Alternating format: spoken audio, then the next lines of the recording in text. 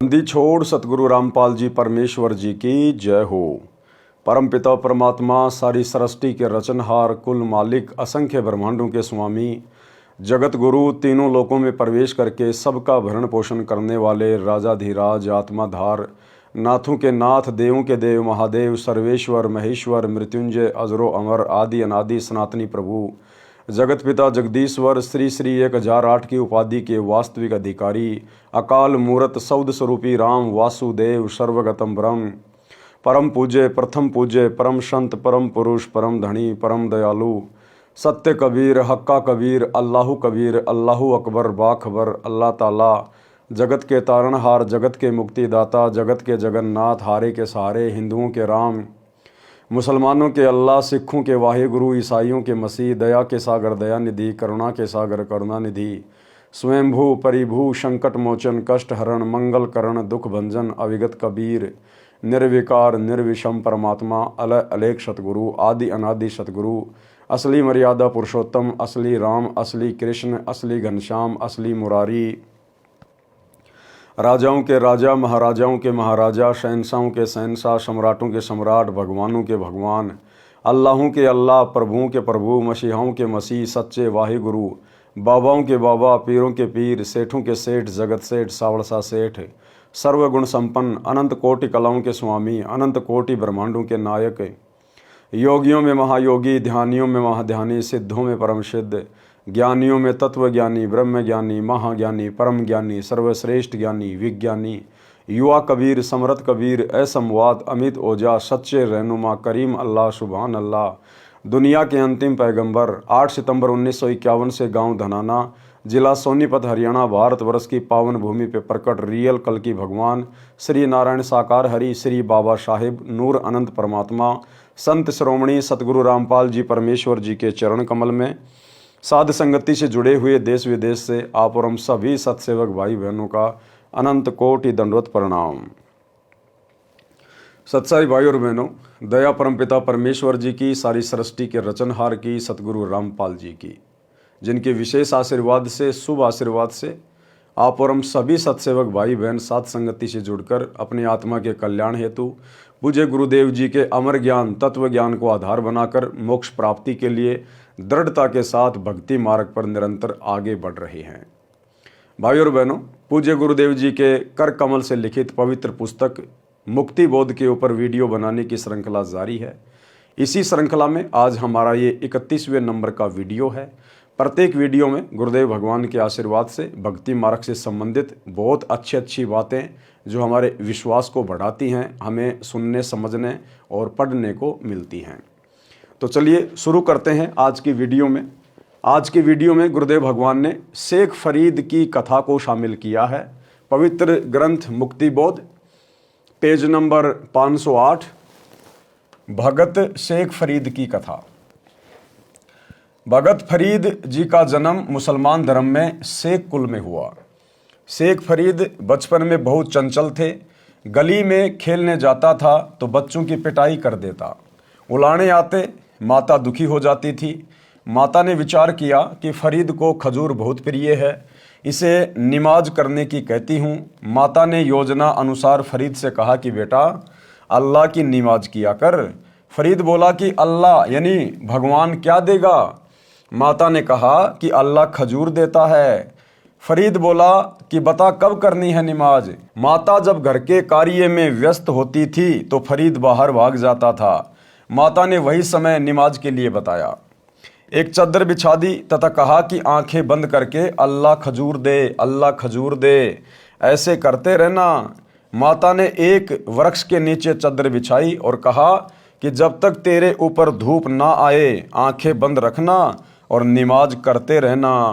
जब फरीद आंखें बंद कर लेता तो माता ताड़ के वृक्ष के पत्ते पर खजूर रखकर चादर के एक कोने के नीचे रख देती थी। अब देखो भाई और बहनों, वो कौन सा पेड़ था, किसका पेड़ था, अब ये बातें कौन बता सकता है? वही अल्लाह बता सकता है। जिस अल्लाह ने इस घटना को जन्म दिया, जिस अल्लाह ने शेख फरीद को जन्म दिया, उसकी माँ को जन्म दिया। सतगुरु रामपाल जी परमेश्वर, ये कबीर अल्लाह, वो ताड़ का पेड़ था। ताड़ के पेड़ के पत्तों पर खजूर रखकर शेख फरीद की माता चद्दर के नीचे रख दिया करती थी। माता ताड़ के वृक्ष के पत्ते पर खजूर रखकर चद्दर के एक कोने के नीचे रख देती थी। फरीद ने धूप आने पर आंखें खोली, देखा तो खजूर नहीं मिला। उठकर माता के पास आया और बोला, आपने झूठ बोला, मैं कभी नमाज नहीं करूंगा, अल्लाह ने खजूर नहीं दिया। माताजी ने कहा कि बेटा, अल्लाह गुप्त रूप में सब कार्य करता है, चद्दर के नीचे देख, खजूर अवश्य मिलेगा। अल्लाह गुप्त रूप में सारे कार्य करता है।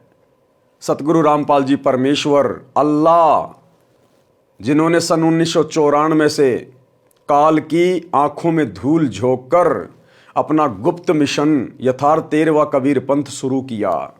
2014 में काल के दूतों ने बरवाला कांड करवाया। परमेश्वर के पंथ को समाप्त करने की योजना काल ने उनके माध्यम से बनाई। उसके बाद परमात्मा ने गुप्त रूप से अपना मिशन खड़ा किया, उसी प्रकार से चलाया, साध संगति के माध्यम से। यानी अल्लाह गुप्त रूप में अपना कार्य करता है। अल्लाह गुप्त रूप में सब कार्य करता है। चद्दर के नीचे देख, खजूर अवश्य मिलेगा। फरीद ने चद्दर उठाई तो सच में खजूर रखा था। खुशी खुशी खजूर खाया। माता से कहा कि अब कब करनी है नमाज। माता बोली कि मैं बता दिया करूंगी जब नमाज करनी होगी। प्रतिदिन काम के समय चद्दर बिछा देती, फरीद आंखें बंद करके बैठ जाता। माता खजूर रख दिया करती। एक दिन माताजी खजूर रखना भूल गई। फरीद ने धूप आते ही आंखें खोली, खजूर खोजी। चद्दर के नीचे खजूर प्रतिदिन की तरह रखी थी। फरीद खजूर खाता हुआ घूम रहा था। माता विचार करने लगी कि आज मेरे से बड़ी गलती हो गई। फरीद अब कभी नहीं मानेगा, परेशान करेगा। फरीद खजूर खाता खाता माताजी के पास आया। माता ने पूछा कि बेटा, खजूर कहाँ से लाया। बालक फरीद बोला, माँ, अल्लाह तो नमाज के वक्त प्रतिदिन खजूर देता है। माँ बोली कि सच बता। माँ, सच बताता हूँ, देख, इस पत्ते में खजूर अल्लाह रख कर जाता है। माता को भी समझ आई कि यह सामान्य बालक नहीं है। बड़ा होकर फरीद घर त्याग कर एक फक्कड़ फकीर का शिष्य बनकर आश्रम में रहने लगा। भाई और बहनों, इस प्रकार की घटनाएं परमात्मा में विश्वास बढ़ाने के लिए परमेश्वर केवल अपनी विशेष आत्माओं के साथ ही करता है। जैसे त्रेता युग में भगत प्रहलाद 10 वर्ष की आयु, परमात्मा ने उसका विश्वास बढ़ाया। 84 प्रकार की यातनाएं, कष्ट उसके पिता हिरण्यकश्यप ने उसको दी। हर बार परमात्मा ने उसकी मदद की। क्यों भाई, विष्णु की भक्ति तो उस समय बहुत लोग किया करते थे। फिर परमात्मा ने अन्य लोगों की रक्षा क्यों नहीं की? बाकी लोगों को क्यों नहीं बचाया करते थे? द्रौपदी की रक्षा क्यों की परमात्मा ने? उसके चीर को क्यों बढ़ाया? जबकि और भी बहन बेटियों की इज्जत सरेआम लूटी जा रही है। मीरा के जहर को परमात्मा ने अमृत क्यों बनाया? जबकि वर्तमान में जहर से तो बहुत लोग मरते हैं और श्री कृष्ण जी की भक्ति भी करते हैं। इस प्रकार के चमत्कार, अनहोनी घटनाएं करोड़ों में एक आध के साथ होती हैं। उनकी पूर्व जन्म की भक्ति के कारण परमेश्वर उन आत्माओं के माध्यम से अन्य भगत समाज के विश्वास को दृढ़ करता है और उस आत्मा को भी अंदर से पक्का करके रखता है। तो अपनी विशेष आत्माओं के साथ परमात्मा इस प्रकार की अनहोनी घटनाएं करते हैं। माता को समझ आई कि यह सामान्य बालक नहीं है। बड़ा होकर फरीद घर त्याग कर एक फक्कड़ फकीर का शिष्य बनकर आश्रम में रहने लगा। वह फकीर सिद्धि प्राप्त था, हुक्का पीता था। आश्रम में 7 शिष्य थे। प्रतिदिन एक सेवक सब सेवा करता था। गुरुजी का भोजन बनाना, भोजन के तुरंत बाद हुक्का भरकर गुरुजी को देना, कपड़े धोना। शेख फरीद दिलो जान से गुरुजी की तथा आश्रम की साफ सफाई की सेवा करता था। गुरुजी शेख फरीद की बहुत प्रशंसा करते थे, जो अन्य शिष्यों को खटकती थी। और यही राग, द्वेष, ईर्ष्या सतलोक आश्रमों में भाई और बहनों कूट कूट के भरी हुई थी, कूट कूट कर। सतलोक आश्रम में सतगुरु रामपाल जी परमेश्वर जी के समय यानी 2014 बरवाला कांड के समय, और जिस समय करोथा कांड हुआ उससे पहले सतलोक आश्रम करोथा में भक्तों में आपस में राग द्वेष ईर्ष्या इसी प्रकार से कूट कूट के भरी हुई थी। सतलोक आश्रम मैनेजमेंट भक्तों की नो एंट्री करवा दिया करता था। महीनों महीनों आश्रम के बाहर भगत को बैठा दिया जाता था। गुरुजी को मानुष मानकर उनके सामने एक दूसरे भगत से द्वेष करके झूठी प्रार्थनाएं लगाना, शिकायतें करना, भक्तों की नो एंट्री करवाना एक कॉमन बात सी, सामान्य सी बातें थी। तो ये राग द्वेष ईर्ष्या आश्रमों में इसी प्रकार से चलती आई है। इसलिए भाई और बहनों, अब इस कलयुग की बिचली पीढ़ी में अपने हिसार जेल से बाहर आने के बाद परमात्मा आश्रमों का सिस्टम ही समाप्त कर देंगे। परमात्मा ने सबको सतभक्ति दे दी, सबको ठोक कर ज्ञान दे दिया, सोशल मीडिया दे दी। आने वाले समय में गांव गांव में भगत होंगे, घर घर में भगत होंगे। अपनी भक्ति करो, मर्यादा में रहो, नेक नीति से अपना काम करो। आश्रमों का झंझट ही समाप्त है। ये वर्तमान में जितने भी सतलोक आश्रम बनाए जा रहे हैं, ये सब काल प्रेरणा से बनाए जा रहे हैं, काल प्रेरणा से। अन्यथा गुरुदेव ने सबको 5 यज्ञ दे दी अपने अपने घर पर करने के लिए, और सतलोक जाने से पहले परमात्मा इन आश्रमों का टंटा ही समाप्त करके जाएंगे।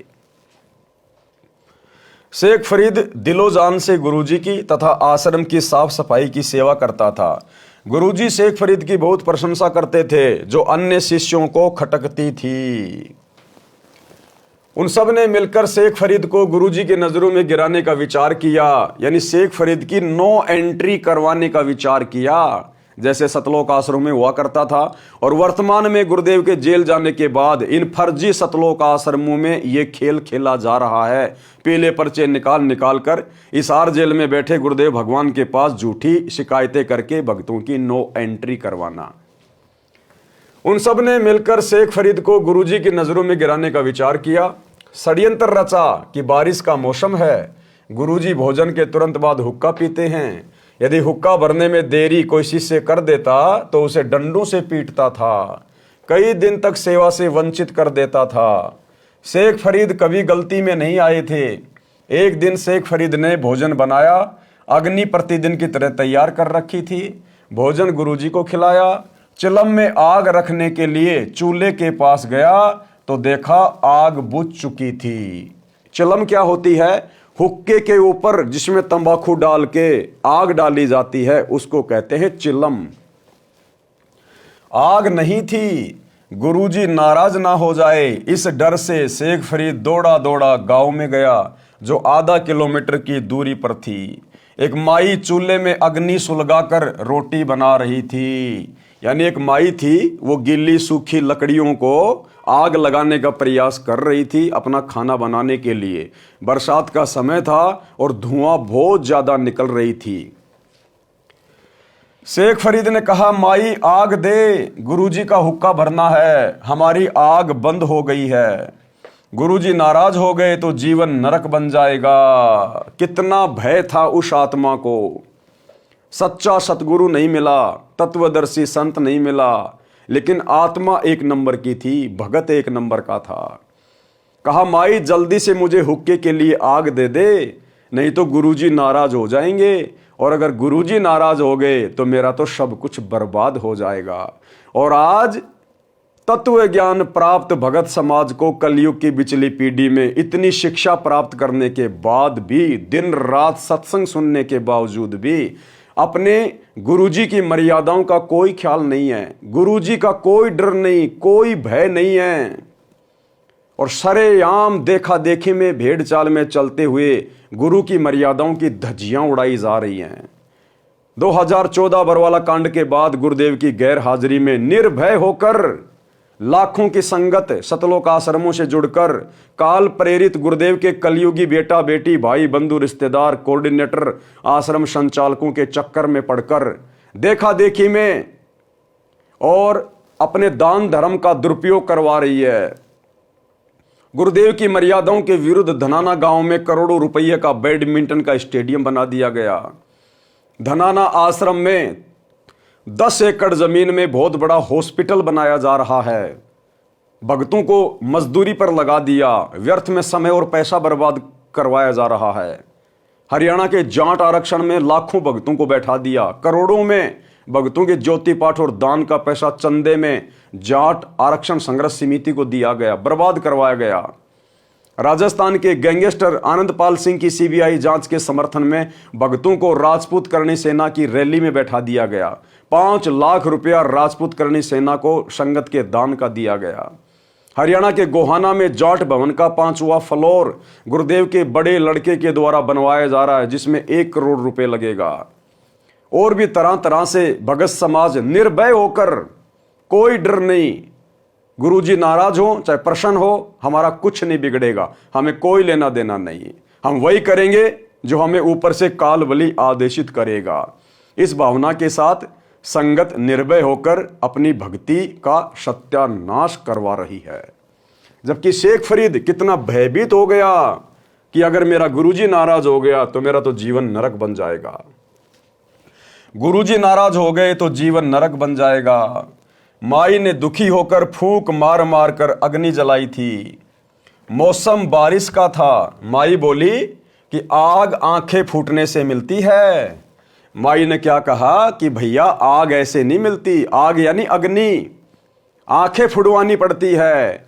अब माई के तो कहने का मतलब यह था कि जैसे मैं फूंक मार रही हूं अग्नि जलाने के लिए और धुआं मेरी आंखों में जा रही है, आंखों से आंसू आ रहे हैं, पीड़ा हो रही है, तो मेरी तो आंखें फूट रही है, तू भी फूंक मार मार के आग जला और धुआं से अपनी आंखें फुड़वा।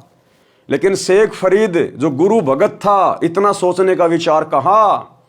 उसने सोचा यदि आंख फोड़कर देने से अगर मुझे आग मिल जाए और मेरे गुरुजी नाराज ना हो तो इससे बड़ी और क्या बात है। उसी समय शेख फरीद ने पास में रखे हुए एक चिमटे से अपनी आंख निकालकर और माई को दे दी कि ले माई, और मुझे जल्दी से अग्नि दे दे, कहीं मेरे गुरुजी नाराज ना हो जाएं। गुरुजी नाराज हो गए तो जीवन नरक बन जाएगा। माई ने दुखी होकर फूंक मार मार कर अग्नि जलाई थी। मौसम बारिश का था। माई बोली कि आग आंखें फूटने से मिलती है। मैंने आंखें फुड़वाकर अग्नि तैयार की है, तू भी आंखें फुड़वा, तब आग मिलेगी। शेख फरीद ने अपनी एक आंख में चिमटा मारा, आंख निकालकर माई के पास रख दी और बोला कि लो माई, आंख फोड़ ली है, अब तो आग दे दो। वह औरत घबरा गई। उसे पता था कि वह फकीर सिद्ध पुरुष है, वह मुझे हानि करेगा। तुरंत चूल्हे से अग्नि निकालकर बाहर कर दी। शेख फरीद आग चिलम में रखकर दौड़ा। फकीर 2 आवाज लगाता था, कहता था कि हुक्का लाओ, शिष्य का नाम पुकारता था। तीसरी बार तो डंडा लेकर मारने चलता था। गुरुजी ने पहली आवाज लगाई तब शेख फरीद आधे रास्ते में था। दूसरी लगाई तब आश्रम में प्रवेश कर चुका था। गुरुजी ने दूसरी बार कहा कि हे शेख फरीद, कहां मर गया। शेख फरीद बोला कि आ गया गुरुजी। शेख फरीद ने फूटी आंख पर कपड़ा बांध रखा था। गुरुजी को बताया कि बारिश की वजह से आश्रम में आग बुझ गई थी, दौड़कर नगरी से लाया हूं। गुरुजी को अंधेरे में कुछ कम दिखाई देता था। शेख फरीद की आंख पर कपड़ा बंधा देखकर पूछा कि आंख को क्या हो गया। शेख फरीद बोला कि कुछ नहीं गुरुजी, आपकी कृपा से सब ठीक है। ये होते हैं भगत, ये होते हैं वो विशेष पुण्यकर्मी भगत जिनको गुरु अपने हृदय में जगह देता है, जो अधिकारी होते हैं मुक्ति के। अपने गुरु के लिए अपनी आंख फोड़ दी और कोई गिला शिकवा नहीं, कोई शिकायत नहीं, कोई गम नहीं। और गुरु ने देखा कि इसने आंख के ऊपर कपड़ा क्यों बांध रखा है, पूछा तो शेख फरीद ने कहा नहीं नहीं गुरुजी, आपकी कृपा, ये परवरदिगार, आपके रहते सहते आपको दास को क्या हो सकता है, कुछ नहीं गुरुजी, कुछ नहीं। और वर्तमान में हिसार जेल में गुरुजी के पास में प्रार्थनाओं पे प्रार्थना, प्रार्थनाओं पे प्रार्थना, रोजाना हजारों की संख्या में प्रार्थनाएं सतलोक आश्रम के मोबाइल नंबरों पर लिखवाई जाती है नादान संगत के द्वारा। हजारों की संख्या में किसी को जुखाम हो गई तो प्रार्थना, बुखार हो गया तो प्रार्थना। किसी का कोई बेटा बीमार हो गया तो प्रार्थना, किसी को मकान बनवाना है तो प्रार्थना, प्रार्थनाएं प्रार्थनाएं, और प्रार्थनाओं के नाम पे लुट रहे हैं, अपनी अज्ञानता के कारण लुट रहे हैं।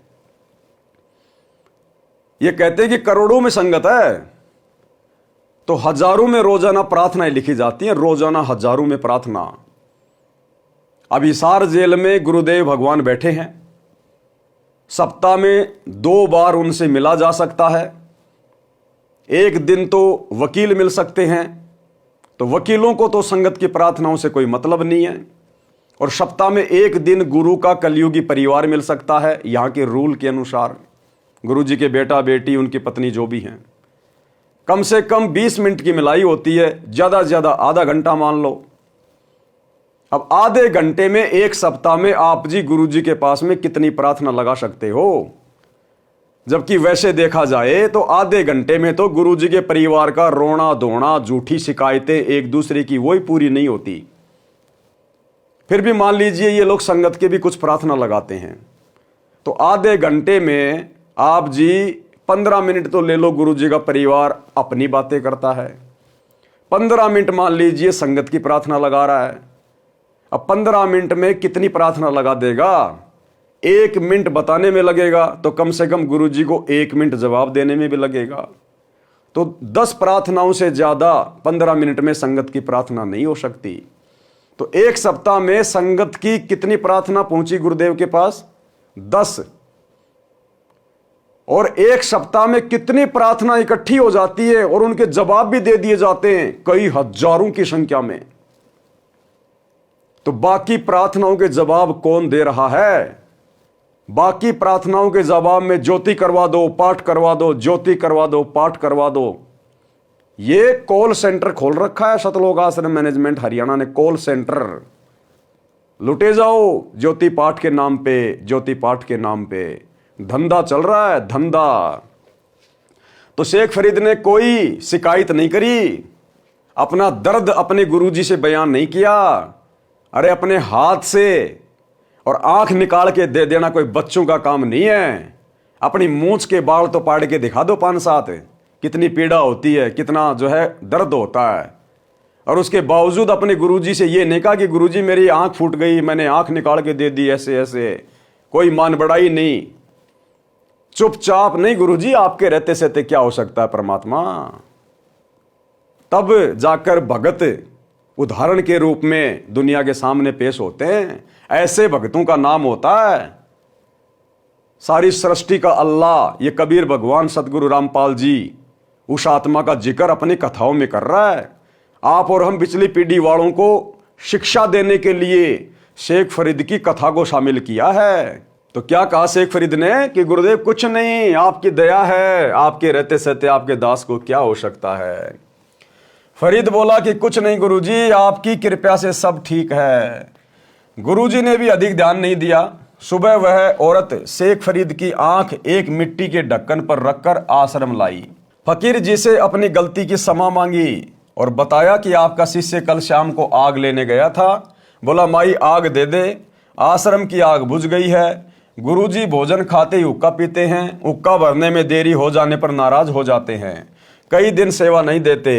यदि गुरुजी नाराज हो गए तो मेरा जीवन नरक बन जाएगा। महिला बोली कि मैंने बड़ी मुश्किल से आग तैयार की थी, मेरी आंख धुएं से लाल हो गई थी, फूंक मार मार कर परेशान थी। मैंने भगत से कह दिया कि आंखें फुड़वा कर आग बनती है, आंखें फुड़वा तब आग मिलेगी। इसने सच में चिमटे से आंख निकाल कर रख दी। बोला कि यदि गुरुजी नाराज हो गए तो आंखें किस काम की। अगर गुरुजी नाराज हो गए तो ये आंखें किस काम की। क्या करूंगा इस सुंदर शरीर का, इस धन का, इस संपत्ति का, इन आंखों का, अगर मेरा गुरुजी रुष्ट हो गया तो। ये मनुष्य जन्म तो मुझे गुरुजी को प्रसन्न करने के लिए मिला है, मोक्ष प्राप्त करने के लिए मिला है। और अगर मेरा गुरु ही नाराज हो गया तो फिर मेरा सुरक्षित क्या रह गया, मेरा तो जीवन नरक बन जाएगा। बोला कि यदि गुरुजी नाराज हो गए तो आंखें किस काम की। ये आंख मैं लेकर आई हूं। गुरुजी ने शेख फरीद को बुलाया, कहा कि आंख का कपड़ा खोला तो आंख स्वस्थ थी, परंतु कुछ छोटी थी। वो शेख फरीद का गुरु सिद्धि प्राप्त था, अपनी सिद्धि से उसने अपने शिष्य की आंख ठीक कर दी। भाई और बहनों, हमारे गुरुदेव तो अंतर्यामी हैं। अरे शेख फरीद का गुरु तो अंतर्यामी नहीं था और छोटी मोटी कोई हल्दी की गांठ लेके कोई पंसारी बना हुआ था। हमारे गुरुदेव क्या नहीं कर सकते। अरे वेदों में महिमा है हमारे गुरुदेव की, कबीर भगवान की। मुर्दे को जिंदा कर दे परमात्मा, एक को नहीं अरबों को खरबों को, पूरी सृष्टि मर जाए तो परमात्मा दोबारा एक क्षण में जीवित कर दे, किसी को पता भी ना चलने दे कि हम मर गए थे। ऐसी समर्थ शक्ति है हमारे गुरुदेव। जाके अर्ध रोम पर शकल पसारा, ऐसा पूर्ण ब्रह्म हमारा अंतर्यामी परमात्मा। और फिर भी प्रार्थनाओं पे प्रार्थना, प्रार्थनाओं पे प्रार्थना। और गुरुजी को नाराज करने के लिए दुनिया भर के कुक्रम शतलोक आश्रम के साथ मिलकर कर रहे हो। तुम्हें कोई डर नहीं, तुम्हें कोई भय नहीं कि गुरुजी नाराज हो गए तो हमारा जीवन नरक बन जाएगा। गंदे राजनेताओं की रैलियों में धक्के खा रहे हो, कभी कांग्रेस तो कभी बीजेपी का गंदा खेल खेल रहे हो। अपने ज्योति पाठ और दान के पैसे का दुरुपयोग दुनिया के लिए स्टेडियम बनवाने में, हॉस्पिटल बनवाने में, धर्मशालाएं बनवाने में, गुंडों की सीबीआई जांच में, जाट आरक्षणों में, दुनिया के लिए रोडों के वो गड्ढे भरने में। जरा भी भय नहीं है संगत को, जरा भी भय कि अगर गुरुजी नाराज हो गए, और गुरुजी तो नाराज हो चुके, भाई होंगे क्या। ये अंतर्यामी परमात्मा तो नाराज हो चुका है। आप लोगों का जीवन तो नरक बन चुका है। कपड़ा खोला तो आंख स्वस्थ थी, परंतु कुछ छोटी थी। माई ने यह सब देखा तो गांव जाकर फकीर की प्रसिद्धि की कि बड़ा चमत्कारी साधु है, मेरे सामने आंख ठीक कर दी। गुरुजी ने शेख फरीद को सीने से लगाया, आशीर्वाद दिया कि तेरी साधना सफल हो। यह होता है गुरु को प्रसन्न करना। उस गुरु ने जो कि नकली था, उसने भी प्रसन्न होकर और अपने शिष्य को आशीर्वाद दिया कि बेटा तेरी साधना सफल हो। अब वो नकली संत भी इसी परमात्मा की आत्मा थी, कबीर भगवान सतगुरु रामपाल जी की। अब उसके वचन की भी परमात्मा ने लाज रखनी थी। अब कुछ दिनों बाद वो तो मर गया। मरने के बाद में शेख फरीद घोर तप करने लग गया, क्योंकि उसने यही उसको विधि बताई थी कि बेटा शरीर को जितना ज्यादा कष्ट दोगे परमात्मा उतना ही प्रसन्न होगा। तो बेचारा कुएं में लटक कर तपस्या करता था, और गुरु का वचन था कि बेटा तेरी साधना सफल होगी। उस गुरु के वचन को इस कबीर भगवान सतगुरु रामपाल जी ने सिद्ध किया, और शेख फरीद को जाकर मिले और उसको फिर शतमार्ग दिया। गुरुजी ने शेख फरीद को सीने से लगाया, आशीर्वाद दिया कि तेरी साधना सफल हो। गुरुजी की मृत्यु के पश्चात शेख फरीद ने आश्रम त्याग दिया। गुरुजी ने तप करने से मोक्ष बताया था। देखो क्या कह रहे हैं परमात्मा, क्या लिख रहे हैं, एक एक बात में संकेत है। शेख फरीद आश्रम में क्यों रहता था? केवल अपने मोक्ष के लिए, केवल अपने आत्मा के कल्याण के लिए। तो जैसे ही शेख फरीद का गुरु मरा, शेख फरीद ने आश्रम को त्याग दिया, बाकी शिष्यों ने नहीं त्यागा। शेख फरीद ने आश्रम त्याग दिया कि जब मेरा गुरु आश्रम में नहीं है तो मेरे ये आश्रम किस काम का। जो मेरे गुरु ने मुझे भक्ति बताई है, जो साधना बताई है, वो मेरे काम की है, और उसको करने के लिए आश्रम की जरूरत नहीं है, मैं कहीं भी कर लूंगा। शेख फरीद ने आश्रम त्याग दिया। इसी प्रकार भाई और बहनों, आप और हम सभी सत्सेवक भाई बहन, बरवाला कांड के बाद हम भगत भाई बहनों ने किसी भी आश्रम में जाना उचित नहीं समझा। जो आश्रम हमारे गुरुदेव की गैर हाजिरी में उनकी पीठ पीछे अपने धार्मिक धंधे के लिए बनाए गए हैं। भाई आश्रम में हमारे गुरुजी नहीं है तो आश्रम हमारे किस काम के? हमारे गुरु ने हमें जो साधना बताई है वो हमारे काम की है। और साधना गुरुदेव ने कह दिया, बेटा 500 यज्ञ अपने घर पे करो, भक्ति करो, ईमानदारी से अपना काम धंधा करो। आश्रम में कोई भगवान थोड़ी बैठा है। अरे उसी ईंट और पत्थर से आश्रम बना है, उसी ईंट और पत्थर से हमारा घर बना है, और घर में हमने अपने गुरुदेव का दरबार लगा रखा है। हमें भला आश्रमों की क्या आवश्यकता अपने गुरुदेव की गैर हाजिरी में? तो आप और हम भगत भाई बहनों ने भी वही डिसीजन लिया जो डिसीजन शेख फरीद ने लिया, और बाकी जिनको धन चाहिए था, जिनको माया चाहिए थी, वो आश्रमों से चिपटे रहे। गुरुजी की मृत्यु के पश्चात शेख फरीद ने आश्रम त्याग दिया। गुरुजी ने तप करने से मोक्ष बताया था। जैसा गुरुजी का आदेश था, शेख फरीद पूरी निष्ठा से पालन कर रहा था। और जैसा गुरुदेव ने हमें भक्ति करने के लिए कहा है, 3 समय की आरती, मंत्र जाप करना, सत्संग सुनना, मर्यादा निभाना, 5 यज्ञ करना, हम लोग पूरी निष्ठा के साथ में अपने अपने घरों पे कर रहे हैं। अब बताओ, उसके लिए हम आश्रम में जाएं? तो ये ज्ञान आधार से बिल्कुल भी न्यायोचित नहीं है। जैसा गुरुजी का आदेश था, शेख फरीद पूरी निष्ठा से पालन कर रहा था। 12 वर्ष तक तो कुएं में उल्टा लटक लटक कर तप किया। उस दौरान केवल 1.25 मण यानी 50 किलोग्राम अन्न खाया था, जो नाम मात्र था। शरीर अस्थि पिंजर बन गया था। शेख फरीद कुछ देर कुएं से बाहर बैठता था। एक दिन कागों यानी कौओं ने उसे मरा हुआ जानकर उसकी आंखें खाने के लिए उसके माथे पर बैठ गए। शेष शरीर पर मांस नहीं था। फरीद बोला, हे कौओ, आप मेरी 2 आंखें छोड़कर शरीर का सारा मांस खा लो, मैं परमात्मा देखना चाहता हूं। सिर्फ परमात्मा के दीदार के लिए, केवल परमात्मा के दर्शन के लिए शेख फरीद ने इतना घोर तप किया। और आज आप और हम भगत भाई बहनों को तो बिना किसी परिश्रम के, बिना किसी कठिन तप के परमेश्वर ने अपने ओरिजिनल स्वरूप के दर्शन दे दिए। ओरिजिनल रूप के दर्शन, ये सतलोकीय रूप है कबीर परमात्मा का, सतलोकीय रूप। तो आप और हम कितनी बड़ी सौभाग्यशाली आत्मा हैं शेख फरीद जैसे भक्तों की तुलना में। आप मेरी 2 आंखें छोड़कर शरीर का सारा मांस खा लो, मैं परमात्मा देखना चाहता हूं, इसलिए मेरी आंखें छोड़ दो। जब फरीद बोला तो कौवे उड़ गए। शेख फरीद रस्से से पैर बांधकर प्रतिदिन की तरह कुएं में लटक गया। परमात्मा कबीर जी एक जिंदा बाबा के वेश में कुएं पर आए तथा रस्सा पकड़कर फरीद को कुएं से निकालने लगे। शेख फरीद बोला, भाई आप मुझे ना छेड़ो, तू अपना काम कर, मैं अपना काम कर रहा हूं। परमात्मा बोले कि आप क्या कर रहे हो? फरीद बोला कि मैं परमात्मा का दर्शन करने के लिए घोर तप कर रहा हूं। परमात्मा ने कहा कि मैं ही परमात्मा अल्लाहु अकबर हूं। फरीद बोला, भाई मजाक मत कर, परमात्मा तो निराकार है। बोला, भैया क्यों कुएं में लटक रहा है? बोला, मैं परमात्मा का दीदार यानी अल्लाह का दर्शन करना चाहता हूं। तो परमात्मा ने कहा कि भाई मैं ही अल्लाह हूं। तो शेख फरीद बोला, क्यों मजाक कर रहा भाई, क्यों मजाक कर रहा है? अल्लाह तो निराकार है। तो ठीक इसी प्रकार भाई और बहनों, जिस प्रकार शेख फरीद को सामने भगवान खड़ा होके कह रहा कि मैं भगवान हूं और विश्वास नहीं हो रहा, तो सन 1994 में इस भक्ति मार्ग की शुरुआत में अगर ये अल्लाह सतगुरु रामपाल जी भगवान यदि ये कहने लग जाते कि मैं परमात्मा हूं, मैं अल्लाह हूं, मैं कबीर हूं, तो कौन यकीन करता।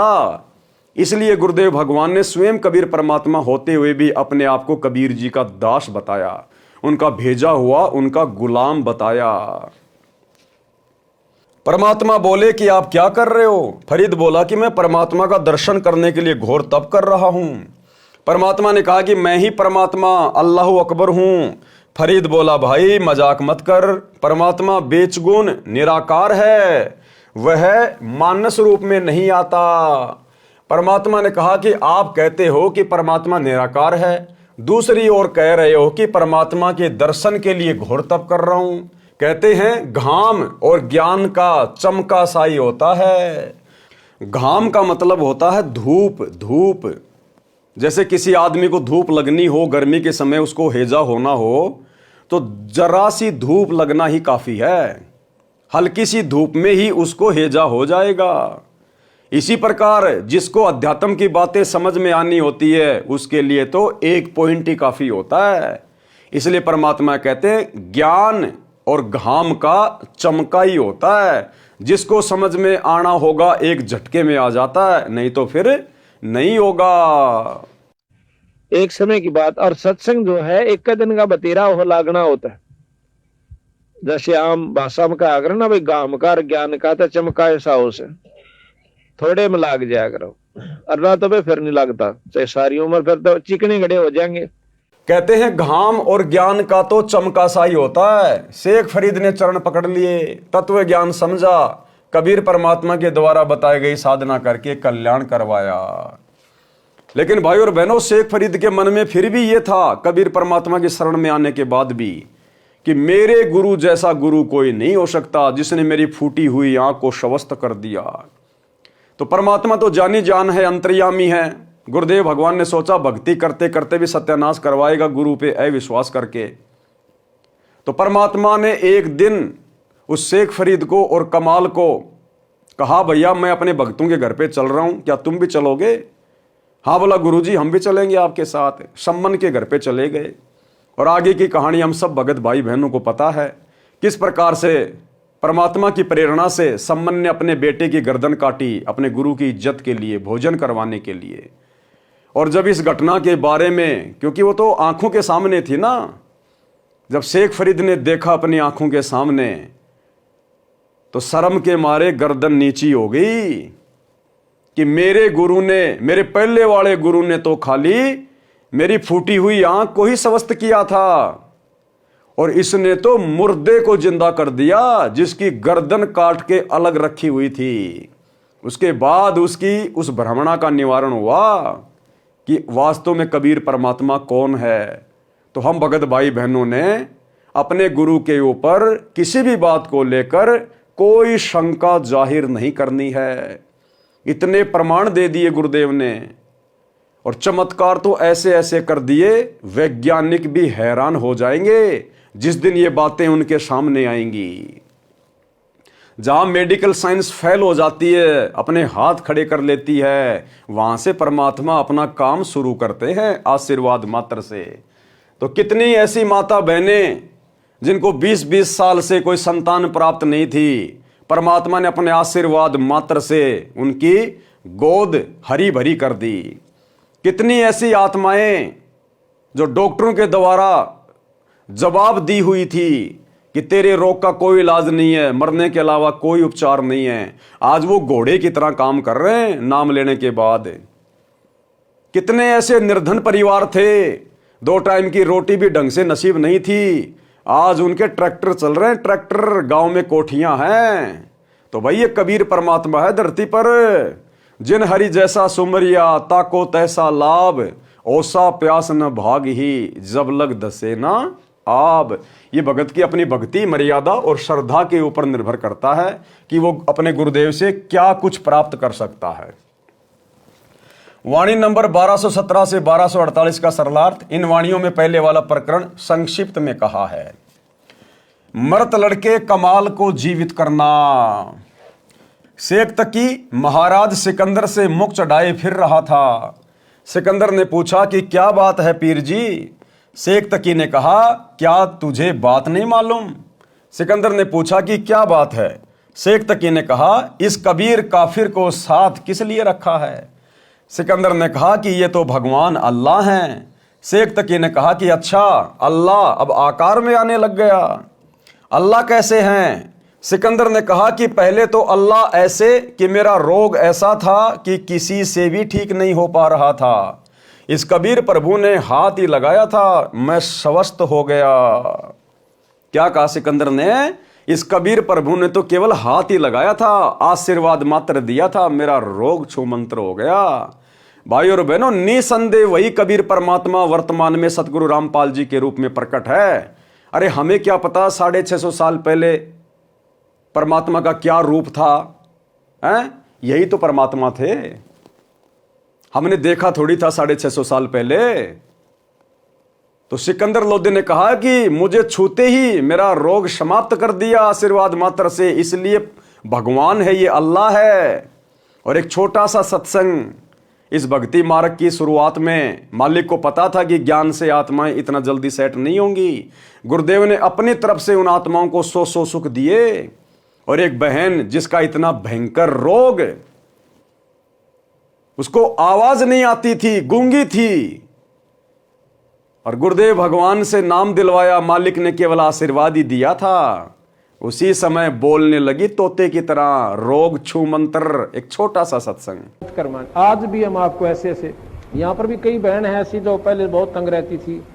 एक तो बेबे है संतोष, खड़ी हुई है, एक भाई उठ उठ शर्माओ ना, एक भी इसकी बेबे का चित्र ले तो फिल्म वाला, ये देख इसको, या मकडोली बह रखी है, छोटी मकडोली, संतोष नाम से इस बेबे का। और ये इसका देवर है भक्त सुखबीर, ये यहाँ बैठा। इसका बड़ा भाई यानी संतोष का पति जो है फौज में भर्ती है। चित्र आ जाता फिर बंद कर दिया। तो ये लड़की 8-9 वर्ष से तकलीफ थी। बैठ जा बेटी। तो कुछ भी कहो, हम तो कर्मदंड कहते हैं। डॉक्टर बीमारी बता देते हैं, शाना ओपरा बता दे। तो जी क्या हुआ, इन्होंने सारा इलाज करवा लिया, एक नाम भी ले रखा था किसी दूसरे संत ने, और श्राद्ध का नाग तो अपने जनु आम चीज सहे, फिर दोख वीर, पूजा वीर, फलानी वीर, दकड़ी भी, वो सारी। आखिर में कौन सा मेरठ में था, कहां से इलाज चल रहा था इनका, यूपी में, सहारनपुर से, और कहते हैं सहारनपुर से इलाज चल रहा था इस लड़की का। तो इसकी सुखबीर की बहन रामरती नाम साड़ जी शीतल नगर में ब्याह रखी। और वह रामरती एक दिन इस बहन श्यावत्री है शीतल नगर में, या हमारी बहन सेविका, इसके पास आ गई। कोई वो लेखा जोखा करते हैं, अंडा करें, सरकारी उनकी ड्यूटी लग जाती है। तो इसने उसको समझा दिया, बेबे बैठ जा, चाह पानी पियो पहलाता है। फिर कबीर साहब के बारे में इस श्यावत्री ने, एक तो कमला यहीं आ रही हो मेरे ख्याल में, एक राम हुआ बैठी है, ये दोनों बाण अपनी सरकारी नौकरी पे थी, इनकी ड्यूटी लाग रही थी, वे गणना की खातर कोई आंकड़े इकट्ठे करने थे। यह श्यावत्री के पास पहुंच गई। इसने पहला दिन तक चाह पानी पियाई, बेबे तुम बैठ जाओ, फिर पाछा की लिखा लिखाई करियो। फिर ये चित्र देखे कबीर साहब के, ये पूछने लगी। इसने सारी महिमा बताई, बंदी छोड़ गई। रामरती ने अरे नाम ले लिया कमला ने। रामरती ने फिर अपने भाई जगवीर को बता, जगवीर नाम से, कि भाई तो कितना ले जा, मेरी भाभी ने एक बार महाराज यहाँ करा ले। जगवीर ने बोला, बेबे इलाज करवा रखा वहां से, और वहीं दिखाऊंगा। इन्हें बोली रे इलाज करवा रखा, की ने दुख पा रही है, 19-21 का इसका आराम नहीं, तू एक बार ले आ। तो हम गए हुए थे उस समय चंडीगढ़ एक पार्ट, या Gulab Singh DC deputy commissioner जो होते थे ना, डिप्टी कमिश्नर गुलाब सिंह, वो डायरेक्टर थे वहां पर लोकल बॉडीज के चंडीगढ़। वो हमारे सेवक हैं, उन्होंने नाम ले रखा है, बड़ी पुण्य आत्मा है। अगर उसका उदाहरण आप देख लो, निशा देवता इंसान हमने नहीं देखा, इतनी नम्र आत्मा, कोई उसमें छल कपट नहीं। तो वहां हम पाठ करने गए जी। हमने आना था 12 तारीख को, हम आए 13 तारीख को, लेट हो गए थोड़े। तो इन्होंने पता था कि 12 महाराज जी ने आना है कुटिया में, तो ये 11 शाम ने पहुंच गए। और यह बेहोश पड़ी उड़े, या संतोष, हम 12 ना या 12 ने भी मेरे, जगबीर भी हुई रहे इसके साथ, वो फौज में है। वहां पर हाल बना था हमारा एक सत्संग का। हम 13 न पहुंचे इस समय, अगस्त का महीना। तो न्यू बोले जी एक बेबे आ रही है, बहुत घनी बीमार से। बाबा बीमार का के मतलब, हमारे दौरान को डॉक्टर ना वैद नहीं, ये भी ये बीमार है, बीमार आने लगे को अच्छे ढंग का नाम लेने आता नहीं। अपने मन में संकल्प कर रहा मैं। इतने में इसको कुटिया में ठाक है, वो जगबीर एक दिन और पकड़ के मेरे पास ले आया। और मैं बाहर बैठा था, ऐसे छां आई हुई थी शाम के समय हाल के अंदर। इनको जब पकड़ के वो ले आए, आप विचार कीजिए, सतकर मानिए, जो ही मेरे पास लाके या संतोष बिठाई और जगबीर को पूछना ये बात इसके पति से, न्यू अर्जू सिर जोड़ रखा, इसकी हालत न्यू नाड़ टेढ़ी हो रही छोरी की। खाट के पास बिठाई, जैसे हम स्वाभाविक वैसे हाथ रखते हैं, बेबे ठीक हो जाएगी बेटी, माड़ा मन ना करे, सब करेंगे, बंदी छोड़। मैंने ऐसे हाथ ऊपर से हटाया भी नहीं था, इतना में यह लड़की न्यू बैठ गई कि जानू इसका कुछ भी कोई ना। बोल सतगुरुदेव, बंदी छोड़ कबीर साहेब, वो बोला जा बेटी सेवा करवा। वहां पर सेवा चल रही थी, सेवक थे, मिस्त्री थे, उनकी रोटी बनानी थी। छोरी ने डट कर रोटी बनवाई, सारा काम करवाया, अगले दिन सारा काम करवाया। भाई और बहनों, ऐसे ऐसे ना जाने कितने उदाहरण गुरुदेव की संगत में हैं, ना जाने कितने उदाहरण हैं। धरती पर वही अल्लाह प्रकट है। सिकंदर ने कहा कि पहले तो अल्लाह ऐसे कि मेरा रोग ऐसा था कि किसी से भी ठीक नहीं हो रहा था। इस कबीर प्रभु ने हाथ ही लगाया था, मैं स्वस्थ हो गया। शेख तकी ने कहा कि ये जादूगर होते हैं। सिकंदर ने फिर कहा दूसरा भगवान ऐसे है कि मैंने उनके गुरुदेव का सिर काट दिया था और उन्होंने उसे मेरी आंखों के सामने तुरंत जीवित कर दिया। शेख तकी ने कहा कि अगर ये कबीर अल्लाह है तो मैं इसकी परीक्षा लूंगा। यदि कबीर जी मेरे सामने कोई मुर्दा जीवित करें तो इसे अल्लाह मान लूंगा, नहीं तो दिल्ली जाकर मैं पूरे मुसलमान समाज को कह दूंगा कि ये राजा हिंदू हो गया है। सिकंदर लोदी डर गया कि कहीं ऐसा ना हो कि ये जाते ही राज मेरा पलट दे। राज को देने वाला पास बैठा है और उस मूर्ख से डर रहा है। क्या लिख रहे हैं गुरुदेव कि सिकंदर लोदी को जिसने राज्य दिया था उसकी भक्ति के प्रतिफल में वो कबीर भगवान तो उसके साथ में था और उस पीर से डर गया। भाई और बहनों, इसी प्रकार हमें जीवन देने वाला, हमें श्वासें देने वाला और हमें हर प्रकार से अपनी आगोश में लेकर, अपनी गोद में लेकर हमारी सुरक्षा करने वाला कबीर भगवान पल पल आप और हमारे साथ है। शब्द रूप में आप और हमारे घट में विराजमान है, हमारे घर में विराजमान है। यदि हम मर्यादा में रह के भक्ति करेंगे, परमात्मा कर्म का कांटा भी नहीं लगने देगा। कांटा भी संत शरण में आने से आई बले टला, जय मस्तक में सूली हो कांटे में टल जा। वर्तमान में तो परमात्मा कांटा भी नहीं लगने देगा अपनी आत्मा को। फिर भला हम क्यों डरें, किससे डरें, क्यों हम किसी की चापलूसी करें, क्यों हम दो कोडी के राजनेताओं की रैलियों में धक्के खाएं, क्यों हम लोकलाज में आकर अपनी मर्यादा तोड़ें। तो क्या कहा गुरुदेव ने, राज को देने वाला पास बैठा है और उस मूर्ख से डर लगता है। राजा ने शेख तकी से कहा कि आप कैसे प्रसन्न होंगे। शेख तकी ने कहा कि मैं तब प्रसन्न होऊंगा जब मेरे सामने ये कबीर कोई मुर्दा जीवित कर दे।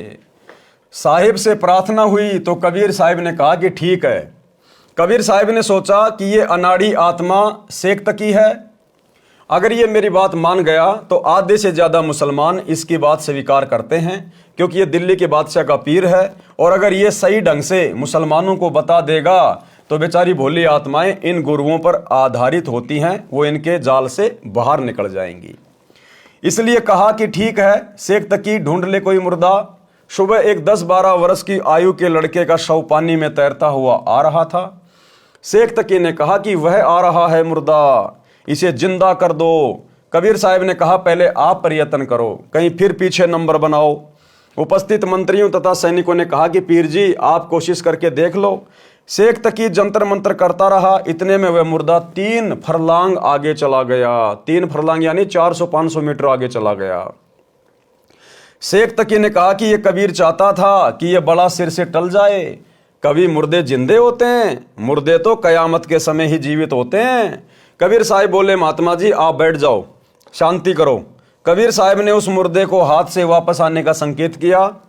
12 वर्षीय बच्चे का मरा हुआ शरीर दरिया के पानी के बहाव के विपरीत चलकर कबीर जी के सामने आके रुक गया। पानी की लहर नीचे जा रही है और शव ऊपर रुका हुआ था। कबीर साहब ने कहा कि हे जीवात्मा जहां भी है, कबीर हुक्म से मुर्दे में प्रवेश कर और बाहर आ। कबीर साहब ने इतना ही कहा था कि शव में कंपन हुई तथा जीवित होकर बाहर आ गया। कबीर साहब के चरणों में दंडोत प्रणाम किया। बोलो कबीर परमेश्वर सतगुरु रामपाल जी भगवान की जय हो। सर्व उपस्थित जनों ने कहा कि कबीर साहब ने तो कमाल कर दिया। उस लड़के का नाम कमाल रखा गया। लड़के को अपने साथ रखा किसने? कबीर परमात्मा जी ने। अपने बच्चे की तरह पालन पोषण किया और नाम दिया। उसके बाद दिल्ली में आ गए। सभी को पता चला कि ये लड़का जो इनके साथ है ये परमेश्वर कबीर साहब ने जीवित किया है। दूर तक बात फैल गई। शेख तकी की तो मासी मर गई। सोचा ये कबीर अच्छा दुश्मन हुआ, इसकी तो और ज्यादा महिमा हो गई। शेख तकी की ईर्ष्या बढ़ती ही चली गई। उसकी 13 वर्षीय लड़की को मृत्यु पश्चात कब्र में जमीन में दबा रखा था। शेख तकी ने कहा, यदि कबीर मेरी लड़की को जो कब्र में दफना रखी है अगर उसको जीवित करेगा तो मैं इसे अल्लाह मानूंगा। शेख तकी की मरी हुई लड़की कमाली को जीवित करना। शेख तकी ने देखा कि यह कबीर तो किसी प्रकार भी काबू में नहीं आ रहा। तब शेख तकी ने जनता से कहा कि यह कबीर तो जादूगर है। ऐसे ही जंतर मंत्र दिखाकर इसने बादशाह सिकंदर की बुद्धि भ्रष्ट कर रखी है। सारे मुसलमानों से कहा कि तुम मेरा साथ दो वरना बात बिगड़ जाएगी।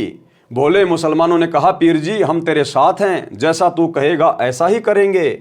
शेख तकी ने कहा, इस कबीर को तब प्रभु मानेंगे जब मेरी लड़की को जीवित कर देगा जो कब्र में दबी हुई है। पूज्य कबीर साहिब से प्रार्थना हुई। कबीर साहिब ने सोचा ये नादान आत्मा ऐसे ही मान जाए, क्योंकि ये सभी जीव आत्माएं कबीर साहिब के बच्चे हैं। ये तो काल ने धर्म का हमारे ऊपर कवर चढ़ा रखा है, एक दूसरे के दुश्मन बना रखे हैं। शेख तकी की लड़की का शव कब्र में रखा था। शेख तकी ने कहा कि यदि मेरी लड़की को जीवित कर दे तो हम इस कबीर को अल्लाह स्वीकार कर लेंगे और सभी जगह ढिंढोरा पिटवा दूंगा कि ये कबीर जी भगवान है। कबीर साहिब ने कहा कि ठीक है। वह दिन निश्चित हुआ। कबीर साहिब ने कहा कि सभी जगह सूचना दे दो, कहीं फिर किसी को शंका ना रह जाए। हजारों की संख्या में वहां पर भगत आत्मा दर्शनार्थ एकत्रित हुई। कबीर साहिब ने कब्र खुदवाई, उसमें एक 12-13 वर्ष की लड़की का शव रखा हुआ था। कबीर साहिब ने शेख तकी से कहा कि पहले आप जीवित कर लो। सभी उपस्थित जनों ने कहा कि महाराज जी, यदि इसके पास कोई ऐसी शक्ति होती तो अपने बच्चे को कौन मरने देता है? अपने बच्चे की जान के लिए व्यक्ति अपना तन मन धन लगा देता है। हे दीनदयाल, आप कृपया करो। पूज्य कबीर परमेश्वर ने कहा कि हे शेख तकी की लड़की जीवित हो जा। 3 बार कहा लेकिन लड़की जीवित नहीं हुई। शेख तकी ने तो भंगड़ा पा दिया। यानी परमात्मा सारी जनता के सामने शेख तकी की नीचता को दिखाना चाहते थे कि ये शेख तकी राग द्वेष ईर्ष्या में कितना पागल हो चुका है, कितना पागल हो चुका है परमात्मा को नीचा दिखाने में। शेख तकी ने तो भंगड़ा पा दिया, नाचे कूदे कि देखा न पाखंडी का पाखंड पकड़ा गया। कबीर साहिब उसको नचाना चाहते थे कि इसको नाचने दे। कबीर, राज तजना सहज है, सहज नारी का ने मान बढ़ाई ईर्ष्या दुर्लभ तजना। ये मान बढ़ाई ईर्ष्या का रोग बहुत भयानक है। अपनी लड़की के जीवित न होने का दुख नहीं, कबीर साहिब की पराजय की खुशी मना रहा था। कबीर साहिब ने कहा कि बैठ जाओ महात्मा जी, शांति रखो। कबीर साहिब ने आदेश दिया कि हे जीवात्मा जहां भी है, कबीर आदेश से इस शव में प्रवेश करो और बाहर आओ। कबीर साहिब का कहना ही था कि इतने में शव में कंपन हुआ और वह लड़की जीवित होकर बाहर आई। कबीर साहिब के चरणों में दंडवत प्रणाम किया। बोलो सतगुरुदेव भगवान की जय हो।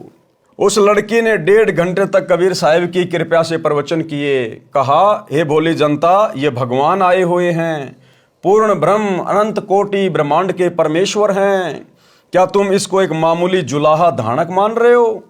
हे भूले भटके प्राणियों, ये आपके सामने स्वयं परमेश्वर आए हैं और हम सत्सेवक भाई बहन पिछले 10 वर्षों से ढिंढोरा पीट रहे हैं अपने ही भगत भाई बहनों को समझाने के लिए जो गुरुजी से उपदेश प्राप्त हैं, गुरुजी के परिवार को समझाने के लिए, कोऑर्डिनेटरों को समझाने के लिए कि भैया गुरुजी स्वयं परमात्मा है, परमेश्वर हैं, कबीर हैं। नकली कबीर का दाढ़ी मूछ वाली फोटो का प्रकट दिवस मत मनाओ जून में। अपने गुरुजी का 8 सितंबर के दिन सतगुरु प्रकट दिवस मनाओ। घर घर में गुरुदेव को भोग लगाओ। ये परमात्मा है, अल्लाह है, परमेश्वर है, लेकिन उनके कान के ऊपर जूं भी नहीं रेंग रही। हे भूले भटके प्राणियों, ये आपके सामने स्वयं परमेश्वर आए हैं। इनके चरणों में गिरकर अपने जन्म मरण का दीर्घ रोग कटवाओ और शतलोक चलो, जहां पर जाने के बाद जीवात्मा जन्म मरण के चक्कर से बच जाती है। कमाली ने बताया कि इस काल के जाल से बंदी छोड़ कबीर साहिब के बिना कोई नहीं छुटवा सकता। भक्ति मुक्ति के दाता सतगुरु। चाहे हिंदू पद्धति से तीर्थ व्रत गीता भागवत रामायण महाभारत पुराण उपनिषद वेदों का पाठ करना, राम कृष्ण ब्रह्मा विष्णु शिव शेरावाली आदि माया आदि भवानी प्रकृति देवी ज्योति निरंजन की उपासना भी क्यों ना करें। जीव 84 लाख प्राणियों के शरीर में कष्ट से नहीं बच सकता और मुसलमान पद्धति से भी जीव काल के जाल से नहीं छूट सकता। जैसे रोजे रखना, ईद बकरीद मनाना, 5 वक्त नमाज करना, मक्का मदीना में जाना, मस्जिद में बंग देना आदि सब व्यर्थ है। कमाली ने सभी उपस्थित जनों को संबोधित करते हुए अपने पिछले जन्मों की कथा सुनाई, जो उसे कबीर साहिब की कृपा से याद हो आई, जो कि आप पूर्व में पढ़ चुके हैं। यानी वो कमाली पहले राबिया थी, राबिया वाली आत्मा। कबीर साहिब ने कहा कि बेटी अपने पिता के साथ जाओ। वह लड़की बोली, मेरे वास्तविक पिता तो आप हैं, ये तो नकली पिता है, इसने तो मैं मिट्टी में दबा दी थी, मेरा और इसका हिसाब बराबर हो चुका है। सभी उपस्थित व्यक्तियों ने कहा कि कबीर परमेश्वर ने कमाल कर दिया। कबीर साहिब ने लड़की का नाम कमाली रख दिया और अपनी बेटी की तरह रखा और नाम दिया। उपस्थित व्यक्तियों ने हजारों की संख्या में कबीर परमेश्वर से उपदेश ग्रहण किया। अब शेख तकी ने सोचा कि यह तो और भी बात बिगड़ गई, मेरी तो सारी प्रभुता गई। भाइयों और बहनों, एक छोटा सा सत्संग ताकि हमें दृढ़ विश्वास हो कि कमाल और कमाली को किसने जीवित किया था, कौन है वो कबीर वर्तमान में। एक छोटा सा सत्संग जिसमें गुरुदेव भगवान कह रहे हैं, इसी घटना का जिक्र करते हुए कमाल को जिंदा करना, कमाली को जिंदा करना। तो गुरुदेव कह रहे हैं ये तो हमने आंखों से देखा है, कमाल को जीवित करना और कमाली को जीवित करना, इन घटनाओं को तो हमने आंखों देखा है और कानों सुना है। क्या कह रहे हैं गुरुदेव कि हमने आंखों देखा है और कानों सुना है। तो कौन हुए सतगुरु रामपाल जी भगवान, जिन्होंने उस घटना को आंखों देखा और कानों सुना? स्वयं कबीर परमात्मा, जिन्होंने 650 साल पहले मृत कमाल को और मृत कमाली को मुर्दे से जिंदा किया। सुनिए। अब परमात्मा कबीर जी का भेद है वेदों में, वो क्या करता है? जैसा कि अभी गरीबदास साहिब जी ने अपने भगवान कबीर जी के बारे में बताया कि सतगुर जो चाहे सो करही, जो चाहे सो करही, 14 कोट दूत जम डरही, ऊत भूत जम त्रास निवारे, और चित्रगुप्त के इस काल धर्मराज के कागज पाड़े। अब जैसा आपने सुना कि कबीर परमेश्वर ने, एक कमाल नाम का लड़का मुर्दा था, दरिया में बहता हुआ जा रहा था। शेख तकी जो सिकंदर लोधी राजा दिल्ली के बादशाह का धार्मिक गुरु था,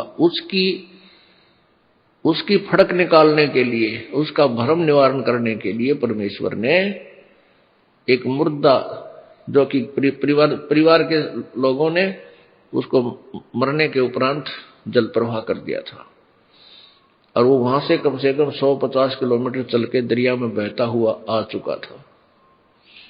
उसको जीवित किया, धर्मराज के दरबार से छुड़वा लाए वो परमात्मा। ऐसे ही एक शेख तकी जो धार्मिक पीर था सिकंदर लोधी राजा का, उसने आखिर में ये शर्त रख दी कि मैं कबीर को अल्लाह तब मानूंगा जब ये मेरी लड़की को जीवित कर दे जो कब्र में दबा रखी है। मृत्यु हो चुकी थी 12-13 वर्ष की कन्या की, और वो एक कब्र में दबा रखी थी। महीना सारा हो गया था, महीना 20 दिन हो गए थे। तब परमेश्वर ने कई हजार व्यक्तियों के सामने, राजा सिकंदर लोधी के सामने और पीर के सामने वो कब्र फड़वा के और कहा था, हे जीवात्मा जहां भी है, कबीर हुक्म से वापस आ, इस शरीर में प्रवेश कर बेटी बाहर आ। तुरंत ही वो लड़की जीवित होकर के परमात्मा के चरणों में दंडवत प्रणाम किया। बोलो सतगुरुदेव। तो ये तो परमात्मा की लीला प्रत्यक्ष हमने सुनी और देखी है, अब वेद गवाही दे रहे हैं इसकी। सिकंदर लोधी बादशाह का ऐसादे जलन का रोग ठीक करना। एक बार दिल्ली के बादशाह सिकंदर लोधी को जलन का रोग हो गया। जलन का रोग ऐसा होता है जैसे किसी का आग में हाथ जल जाए, उसमें पीड़ा बहुत होती है। जलन के रोग में कहीं से शरीर जला दिखाई नहीं देता, परंतु पीड़ा अधिक होती है, उसको जलन का रोग कहते हैं। जब प्राणी के पाप बढ़ जाते हैं तो दवा भी व्यर्थ हो जाती है। दिल्ली के बादशाह सिकंदर लोधी के साथ भी वही हुआ। सभी प्रकार की औषधि सेवन की, बड़े बड़े वैद्य बुला लिए और मुंह बोला इनाम रख दिया कि मुझे ठीक कर दो, जो मांगोगे वही दूंगा। दुख में व्यक्ति पता नहीं क्या संकल्प कर लेता है। सभी उपाय निष्फल हुए। उसके बाद अपने धार्मिक काजी, मुल्ला, संतों आदि सबसे अपना आध्यात्मिक इलाज करवाया, परंतु सब असफल रहा। जब हम दुखी हो जाते हैं तो हिंदू और मुसलमान नहीं रहते, फिर तो कहीं पर भी रोग कट जाए वहीं पर चले जाते हैं। वैसे तो हिंदू कहते हैं कि मुसलमान बुरे और मुसलमान कहते हैं कि हिंदू बुरे, और बीमारी हो जाए तो फिर हिंदू व मुसलमान नहीं देखते।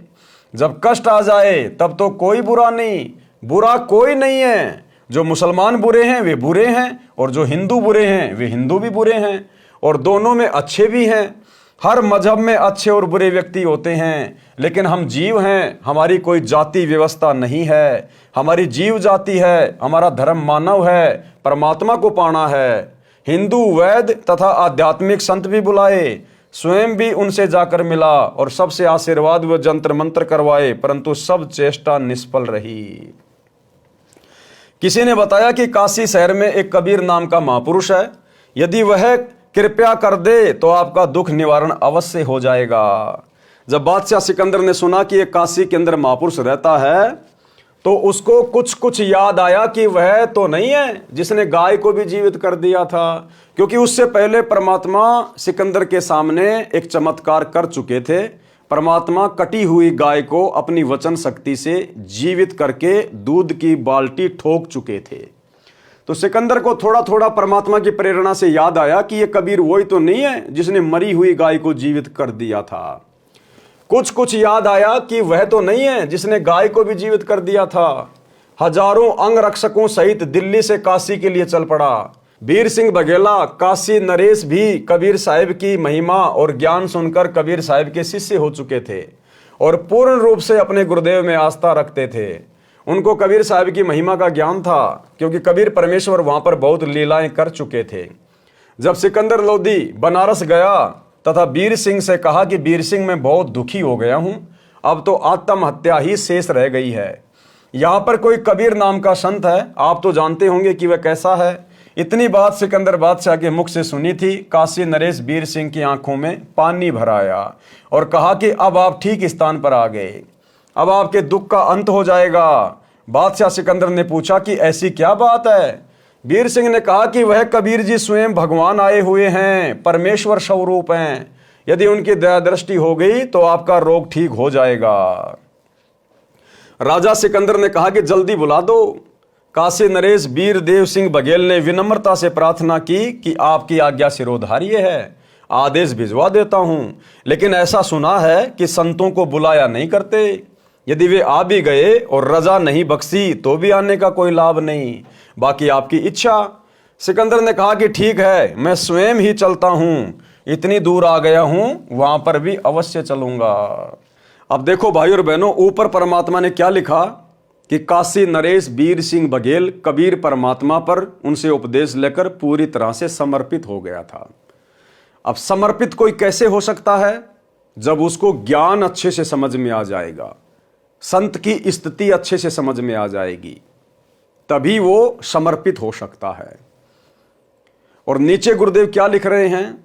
जब सिकंदर लोदी ने वीर सिंह से कहा कि जल्दी बुला, तो वीर सिंह ने क्या कहा कि महाराज जो आपकी आज्ञा, लेकिन मैंने सुना है यदि संत को बाई ऑर्डर बुला लिया जाए और यदि वो अपनी रजा ना बख्शे तो बुलाने का भी कोई फायदा नहीं। बाकी महाराज आपकी आज्ञा, मैं तो बुलवा दूंगा, आदेश भिजवा देता हूं। भाई और बहनों, ये गलती वर्तमान में आप और हमने नहीं करनी है। चाहे आपकी नौकरी छूटे, चाहे आपका राज्य छूटे, अगर इस प्रकार की कभी कोई परिस्थिति पैदा हो जाए तो आपने किसी व्यक्ति के कहने से अपने गुरुदेव के पास ये आदेश लेकर नहीं जाना है कि गुरुदेव वो फला फला व्यक्ति आपको बुला रहा है। अगर ऐसा कर दिया तो इसका मतलब आपने अपने गुरु से ज्यादा उस व्यक्ति को महत्व दे दिया जिसके आदेश से आप अपने गुरुदेव को उसका हुक्म सुना रहे हो, उसका आदेश सुना रहे हो। तो भले नौकरी छूटे, भले आपका मंत्री पद छूटे, हमने इस प्रकार की गलती किसी व्यक्ति के कहने पर अपने गुरुदेव को हुक्म नहीं देना, किसी का इस प्रकार का आदेश नहीं सुनाना। उसी समय हाथ जोड़ लो भैया, क्यों अपने कर्म फोड़ रहा है? परमात्मा आए हुए हैं, आप और हम दो कोटि के जीव हैं, और जीव की औकात नहीं, चाहे वो प्रधानमंत्री क्यों ना हो, जो परमात्मा के पास अपना आदेश भिजवा दे। जाके चरणों में गिर जाओ, इसी में भला है, क्यों मेरे भी कर्म फुड़वा रहा है। इस प्रकार से हमने कॉमन सेंस का प्रयोग करना है। राजा सिकंदर ने कहा कि जल्दी बुला दो। काशी नरेश वीर देव सिंह बघेल ने विनम्रता से प्रार्थना की कि आपकी आज्ञा सिरोधार्य, आदेश भिजवा देता हूं। अरे क्यों भिजवा दे भाई आदेश, अगर पूर्ण ज्ञान है और यदि परमात्मा की स्थिति समझ में आ गई तो क्यों भिजवा देंगे आदेश अपने भगवान के पास। लेकिन ऐसा सुना है कि संतों को बुलाया नहीं करते, यदि वे आ भी गए और रजा नहीं बख्शी तो भी आने का कोई लाभ नहीं, बाकी आपकी इच्छा। सिकंदर ने कहा कि ठीक है, मैं स्वयं ही चलता हूं, इतनी दूर आ गया हूं, वहां पर भी अवश्य चलूंगा। शाम का समय हो गया था। वीर सिंह को पता था कि इस समय साहेब कबीर जी अपने औपचारिक गुरुदेव यानी मुंह बोले गुरु स्वामी रामानंद जी के आश्रम में ही होते हैं। यह समय परमेश्वर कबीर जी का वहां मिलने का है। वीर देव सिंह बघेल, काशी नरेश तथा सिकंदर लोधी दिल्ली के बादशाह दोनों स्वामी रामानंद जी के आश्रम के सामने खड़े हो गए। वहां जाकर पता चला कि कबीर साहब अभी नहीं आए हैं।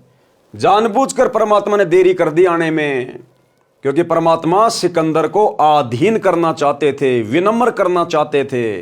अगर जरा भी अकड़, जरा भी अहंकार जीव में होगा, परमात्मा दया नहीं बख्शता। ये नियम है, रूल है परमात्मा का, और परमात्मा ने उसके ऊपर दया करनी थी, इसलिए उसको अधीन भी करना था। जानबूझ के परमात्मा लेट हो गए, जानबूझ के, ताकि वहां पर जो कर्म कांड होना था वो हो जाए, सिकंदर ने जो गलती करनी थी वो हो जाए और उसके अंदर भय उत्पन्न हो जाए, और फिर परमात्मा ने वो चमत्कार करना था। इसलिए तो मालिक कहते हैं आधीनी के पास है पूर्ण ब्रह्म दयाल, और मान बड़ाई मारियो बेअदबी सिरकाल। यानी अहंकारी व्यक्ति के सिर पे तो काल बैठा रहता है, परमात्मा 100 कोस दूर होता है। आने ही वाले हैं। वीर सिंह अंदर नहीं गए, बाहर सेवक खड़ा था, उससे ही पूछा। सिकंदर ने कहा कि तब तक आश्रम में विश्राम कर लेते हैं। राजा वीर सिंह ने स्वामी रामानंद जी के द्वारपाल सेवक से कहा कि रामानंद जी से प्रार्थना करो कि दिल्ली के बादशाह सिकंदर लोधी आपके दर्शन भी करना चाहते हैं और साहिब कबीर का इंतजार भी आपके आश्रम में ही करना चाहते हैं। सेवक ने अंदर जाकर रामानंद जी को बताया कि दिल्ली के बादशाह सिकंदर लोधी आए हैं। रामानंद जी मुसलमानों से घृणा करते थे। रामानंद जी ने कहा कि मैं इन मलेच्छों मुसलमानों की शक्ल भी नहीं देखना चाहता। अब भाई और बहनों, कहां तो रामानंद भी तो कबीर परमात्मा का भगत था, और दिल्ली का बादशाह चलकर आश्रम में आ रहा था, लेकिन रामानंद ने उनको एंट्री नहीं दी। उस भगत ने अपने आश्रम में राजनेताओं को एंट्री नहीं दी। भले ही वो मुसलमानों से घृणा करता था, लेकिन उसके बावजूद भी उसने मुसलमान को एंट्री नहीं दी, मुसलमान राजा को, जो कि राजा था। जैसे आज वर्तमान में भारत का प्रधानमंत्री नरेंद्र मोदी है, इसी प्रकार उस समय वो भारत का प्रधानमंत्री था सिकंदर लोधी। उस भगत ने अपने आश्रम में उसको एंट्री नहीं दी। और वर्तमान में क्या हो रहा है? वर्तमान में गुरुदेव का परिवार, ये कोऑर्डिनेटर सतगुरु रामपाल जी के भगत जो सतलोक आश्रमों से जुड़े हुए हैं, बिन बुलाए मेहमान की तरह 2 कोडी के राजनेताओं की रैलियों में जा जाके धक्के खा रहे हैं। 2 कोडी के राजनेताओं की रैलियों में धक्के। अरे रामानंद ने तो चलो इस कारण से उस प्रधानमंत्री को, राजा को अपने आश्रम में एंट्री नहीं दी, क्योंकि वो मुसलमानों से नफरत करता था। तो इसी प्रकार आप और हम भगत भाई बहन अपने गुरुजी के वचन में बंधे हुए हैं कि भक्तों का राजनीति से कोई मेल नहीं है। भक्ति में राजनीति हानि का सौदा है। हमने राजनेताओं के पीछे नहीं दौड़ना है। हमने इस आधार से 2 कोडी के राजनेताओं के पीछे नहीं दौड़ना चाहिए, लेकिन इसके बावजूद भी अपने गुरुजी की मर्यादाओं को तुड़वाकर संगत को 2 कोडी के राजनेताओं से जोड़ा जा रहा है। संगत में पीले पर्चे भेज भेज कर कोऑर्डिनेटरों के माध्यम से बीजेपी की सदस्यता दिलवाई जा रही है। अरे हमसे तो वो रामानंद लाख गुना अच्छा था। अगर वर्तमान में कोई मंत्री और प्रधानमंत्री अगर इन सतलोक आश्रमों में आना चाहे तो ये लोग तो दामाद की तरह उसको पता नहीं क्या क्या खिलाएंगे, क्या क्या उसको कहां कहां उसको बैठाएंगे। भाई जब ये राजनेताओं की रैलियों में बिना बुलाए मेहमान की तरह भक्तों को भेज देते हैं, तो सोचो अगर इनके आश्रम में कोई राजनेता आ गया वर्तमान में, तो ये गुरुदेव का परिवार तो अपनी पलके बिछा देगा उनके स्वागत में, अपना कलेजा निकाल के खिला देगा उनको, क्योंकि इनको तो राजनेता पार करेंगे, इनको तो मान बढ़ाई चाहिए, इनको भक्ति नहीं चाहिए। इन्होंने राजनेताओं को खुश करना है, भगवान को खुश नहीं करना। तो रामानंद ने तो मुसलमान समझकर उसको एंट्री नहीं दी, और हम भक्तों ने वर्तमान में गुरुजी का आदेश मानकर हमने राजनेताओं के पीछे नहीं दौड़ना चाहिए था। लेकिन फिर भी गुरुदेव के परिवार ने नरेंद्र मोदी की रैली में 2024 में सोनीपत के गोहाना में भक्तों को बसों में बैठा बैठा के, गर्मी के समय में धूल उड़ रही है, और भक्तों को वो व्यर्थ की निंदा चुगली सुनने के लिए उस रैली में भेज दिया गया। अब नरेंद्र मोदी कौन सा अपनी रैली में सृष्टि रचना सुनाएगा? राहुल गांधी ने ये कर दिया, कांग्रेस ने वो कर दिया, और हम ये कर देंगे, हम वो कर देंगे, झूठ के पुलिंदे। और राजनेताओं के पास क्या है? तो क्या लेके आई बोली वाली संगत? वहां जाके निंदा चुगली सुनने गई ना। और गुरुदेव ने क्या कहा? व्यर्थ की निंदा चुगली सुनना भगत को पाप का भागी बनाती है। तो भाई और बहनों, ये काल का भयंकर जाल, इस जाल में काल ने संगत को गुरुदेव की गैर हाजिरी में पूरी तरह से जकड़ा हुआ है। रामानंद जी ने कहा कि मैं इन मलेच्छों मुसलमानों की शक्ल भी नहीं देखना चाहता, कह दो कि बाहर बैठ जाएगा। जब सिकंदर लोदी ने यह सुना तो क्रोध में भरकर, क्योंकि राजा में अहंकार बहुत होता है और वो दिल्ली का बादशाह, कहा कि ये 2 कोड़ी का महात्मा दिल्ली के बादशाह का अनादर कर सकता है, तो साधारण मुसलमान के साथ ये कैसा व्यवहार करता होगा, इसको मजा चखा दूं। रामानंद जी अलग आसन पर बैठे थे। सिकंदर लोदी ने जाकर रामानंद जी की गर्दन तलवार से काट दी, वापस चल पड़ा। और फिर उसको याद आया कि मैं जिस कार्य के लिए आया था और वह काम अब पूरा नहीं होगा। कहा कि वीर सिंह, देख मैं क्या जुल्म कर बैठा, मेरे बहुत बुरे दिन हैं, चाहता हूं अच्छा करना और होता है बुरा। कबीर साहिब के गुरुदेव की हत्या कर दी, अब वे कभी भी मेरे ऊपर दया दृष्टि नहीं करेंगे। मुझे तो ये दुख भोग कर ही मरना पड़ेगा, मैं बहुत पापी जीव हूं। ये कहता हुआ आश्रम से बाहर की ओर चल पड़ा। वीर सिंह अपने बादशाह के आगे क्या बोलता? जो ही आश्रम से बाहर आए, कबीर साहिब आते दिखाई दिए। वीर सिंह ने कहा कि महाराज जी, मेरे गुरुदेव कबीर साहिब आ गए। जो ही कबीर साहिब थोड़ी दूर रह गए, वीर सिंह ने जमीन पर लेटकर उनको दंडवत प्रणाम किया। अब सिकंदर बहुत घबराया हुआ था, अगर उसने ये जुल्म नहीं किया होता तो वह दंडवत नहीं करता, और दंडवत नहीं करता तो साहिब उस पर रजा भी नहीं बख्श पाते, क्योंकि वह नियम होता है। अब ये जुल्म परमात्मा ने अपनी मर्जी से जानबूझ के करवाया, जानबूझ के। सिकंदर लोधी के भाग्य में रामानंद की गर्दन काटना नहीं था। जिस प्रकार से सम्मन के हाथ से अपने बेटे की गर्दन काटना नहीं लिखा हुआ था, उनकी परीक्षा के लिए परमात्मा ने परिस्थितियां बनाई, क्योंकि मालिक को पता था कि सिकंदर लोधी को जलन का रोग है और ये मेरे पिछले जन्मों की आत्मा है, और वर्तमान में मुझे एक उदाहरण पेश करना है। तो परमेश्वर ने जानबूझकर परिस्थितियां ऐसी पैदा कर दी, तो परमात्मा ने जानबूझ के परिस्थितियां ऐसी बना दी कि यदि सिकंदर लोधी का जलन का रोग ठीक करना है तो पहले उसको आधीनी भाव में लाना पड़ेगा। तो परमात्मा ने ऐसी प्रेरणा कर दी, पंडित रामानंद जी में एकदम से उखड़ गया कि मुसलमानों की नो एंट्री। उधर से सिकंदर लोधी को गुस्सा आ गया, उसने जाकर पंडित जी की गर्दन काट दी। अब पंडित रामानंद जी को भी परमात्मा ने शिक्षा देनी थी कि भैया, एक तरफ तो तू भक्ति कर रहा है और मुसलमानों से तू राग द्वेष करता है, तेरी भक्ति सफल कैसे होगी? अरे मुसलमान क्या परमात्मा के बच्चे नहीं है क्या? ये भी तो उसी अल्लाह की रूह है। अगर तुम भक्ति करते करते हिंदू मुसलमानों को अलग अलग देखोगे, एक दूसरे का विरोध करोगे, तो कैसे मोक्ष प्राप्त करोगे? तो परमात्मा ने पंडित रामानंद जी को भी शिक्षा देनी थी, और उधर सिकंदर का जलन का रोग ठीक करने के लिए उसको अधीन करना था। तो जैसे ही कबीर परमात्मा आश्रम में आए और राजा वीर देव सिंह बघेल ने दंडवत प्रणाम किया, तो साथ में घबरा कर कि भैया कबीर तो बड़ा सिद्धि वाला है, जब इसने मरी हुई गाय को जीवित कर दिया और जब इसको पता चलेगा कि मैंने इसके गुरुजी की गर्दन काट दी तो ना जाने ये मेरे साथ में क्या करेगा। डर कर और मुकुट समेत परमात्मा को उसने भी दंडवत प्रणाम किया, और इतना झुके बिना परमात्मा दया नहीं करता। वीर सिंह ने कहा कि महाराज जी मेरे गुरुदेव कबीर साहब आ गए। जो ही कबीर साहब थोड़ी दूर रह गए, वीर सिंह ने जमीन पर लेटकर उनको दंडवत प्रणाम किया। अब सिकंदर बहुत घबराया हुआ था।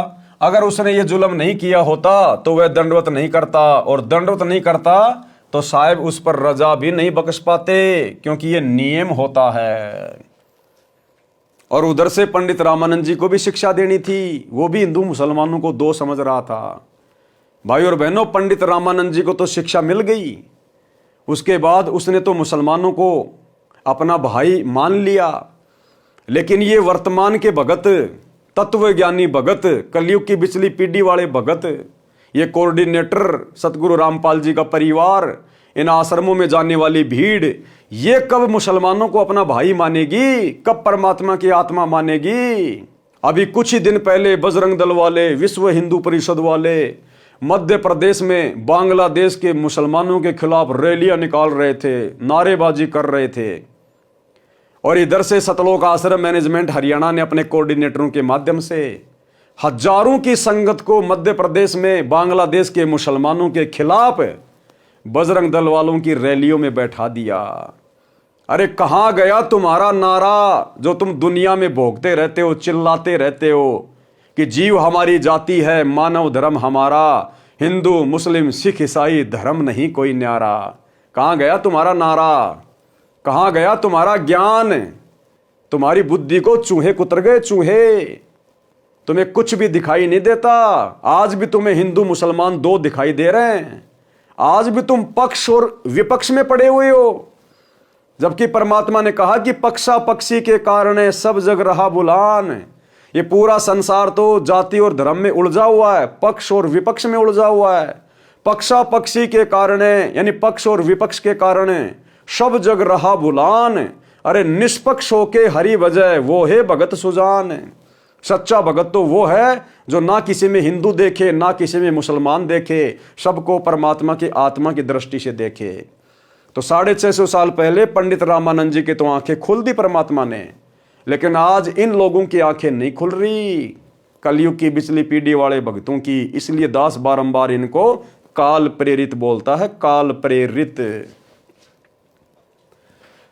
परमात्मा कहते हैं अति आधीन दीन हो प्राणी, ताते कहिए ये अकथ कहानी। कि धर्मदास ये तत्व ज्ञान उस आत्मा को बताना जो इस ज्ञान को सुनने के लिए आतुर हो। अति आधीन दीन हो प्राणी, उसको कहिए ये अकथ कहानी। ऊंचे पात्र जल ना जाई, ताते नीचा हो जे भाई। आदिनी के पास है पूर्ण ब्रह्म दयाल, मान बढ़ाई मार ये बेअदबी सिरकाल। कबीर परमेश्वर ने यहां पर एक तीर से दो शिकार किए। स्वामी रामानंद जी में धर्म भेदभाव की भावना शेष थी, जैसे आज सतलोक आश्रम मैनेजमेंट हरियाणा में गुरुदेव के परिवार में इन कोऑर्डिनेटरों में धर्म भेदभाव की भावना शेष है, कूट कूट के भरी है। स्वामी रामानंद जी में धर्म भेदभाव की भावना शेष थी, वह भी निकालनी थी। रामानंद जी मुसलमानों को हिंदुओं से अभी भी भिन्न तथा हे मानते थे। सिकंदर में अहंकार की भावना थी, यदि वह नम्र नहीं होता तो कबीर साहब कृपया नहीं करते तथा सिकंदर स्वस्थ नहीं होता। वीर सिंह को देखकर तथा डरते हुए सिकंदर लोधी ने भी दंडवत प्रणाम किया। कबीर परमेश्वर जी ने दोनों के सिर पर हाथ रखा और कहा, दो दो नरेश आज मुझ गरीब के पास कैसे आए हैं, मुझ गरीब को कैसे दर्शन दिए। परमेश्वर कबीर जी ने अपना हाथ उठाया भी नहीं था कि सिकंदर का जलन का रोग समाप्त हो गया। सिकंदर लोधी की आंखों में पानी आ गया। संत के सामने ये मन यानी काल भाग जाता है और ये आत्मा ऊपर आ जाती है, क्योंकि परमात्मा आत्मा का साथी है। अंतर्यामी एक तुम, आत्म के आधार, और जो तुम छोड़ो हाथ तो मोय कौन उतारे पार। आत्मा का आधार कौन है? कबीर भगवान है। कबीर भगवान सतगुरु रामपाल जी क्या कह रहे हैं? परमात्मा संत के सामने ये मन भाग जाता है। तो भाइयों और बहनों, आज गुरुदेव भगवान की गैर हाजिरी में संत किसके साथ है? संत यानी परमात्मा कबीर देव किसके साथ है? हम सतसेवकों के साथ है, जो काल हमारे आसपास भी नहीं फटक रहा। और इन आश्रमों में आए दिन वो काल इनके सिर पर बैठकर सारे कुकर्म भक्ति विरुद्ध कर्म करवा रहा है। स्वामी रामानंद जी को जीवित करना। सिकंदर लोदी ने पैर पकड़कर छोड़े नहीं और रोता ही रहा। परमेश्वर जाने जान होते हुए भी कबीर साहिब ने सिकंदर लोदी दिल्ली के बादशाह से पूछा, क्या बात है? सिकंदर ने कहा कि दाता, मैंने घोर अपराध कर दिया, आप मुझे क्षमा नहीं कर सकते। जिस काम के लिए मैं आया था वह असाध्य रोग तो आपके स्पर्श मात्र से ही ठीक हो गया। इस पापी को क्षमा कर दो। कबीर साहिब ने कहा, क्षमा कर दिया, ये तो बता हुआ क्या? सिकंदर ने कहा कि आप क्षमा नहीं कर सकते, मैंने ऐसा पाप किया है। कबीर साहब ने कहा कि क्षमा कर दिया। सिकंदर ने फिर कहा कि सच में माफ कर दिया? कबीर साहब ने कहा कि हाँ, क्षमा कर दिया। अब बता क्या कष्ट है? सिकंदर ने कहा कि दाता, मुझ पापी ने गुस्से में आकर आपके गुरुदेव का सिर कलम कर दिया। और फिर सारी कहानी बताई। कबीर साहब बोले, कोई बात नहीं, जो हुआ प्रभु इच्छा से हुआ है। जो हुआ किससे हुआ? प्रभु इच्छा से। प्रभु कौन? कबीर जी। तो जैसा परमात्मा ने चाहा वैसा ही हुआ ना। तो क्या कहा परमेश्वर ने? जो हुआ प्रभु इच्छा से हुआ है। आप स्वामी रामानंद जी का अंतिम संस्कार करवा कर जाना, नहीं तो आप निंदा के पात्र बनोगे।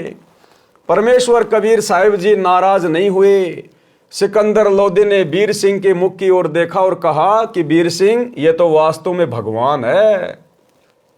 देखिए, मैंने गुरुदेव का सिर काट दिया और कबीर जी को क्रोध भी नहीं आया।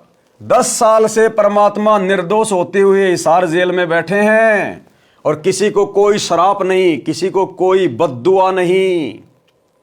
ये होता है भाइयों और बहनों पूर्ण ब्रह्म परमेश्वर की पहचान। देखिए, मैंने गुरुदेव का सिर काट दिया और कबीर जी को क्रोध भी नहीं आया। वीर सिंह चुपचाप रहा और साथ साथ हो लिया और मन ही मन में सोचता है कि अभी क्या है, अभी तो और देखना, ये तो शुरुआत है।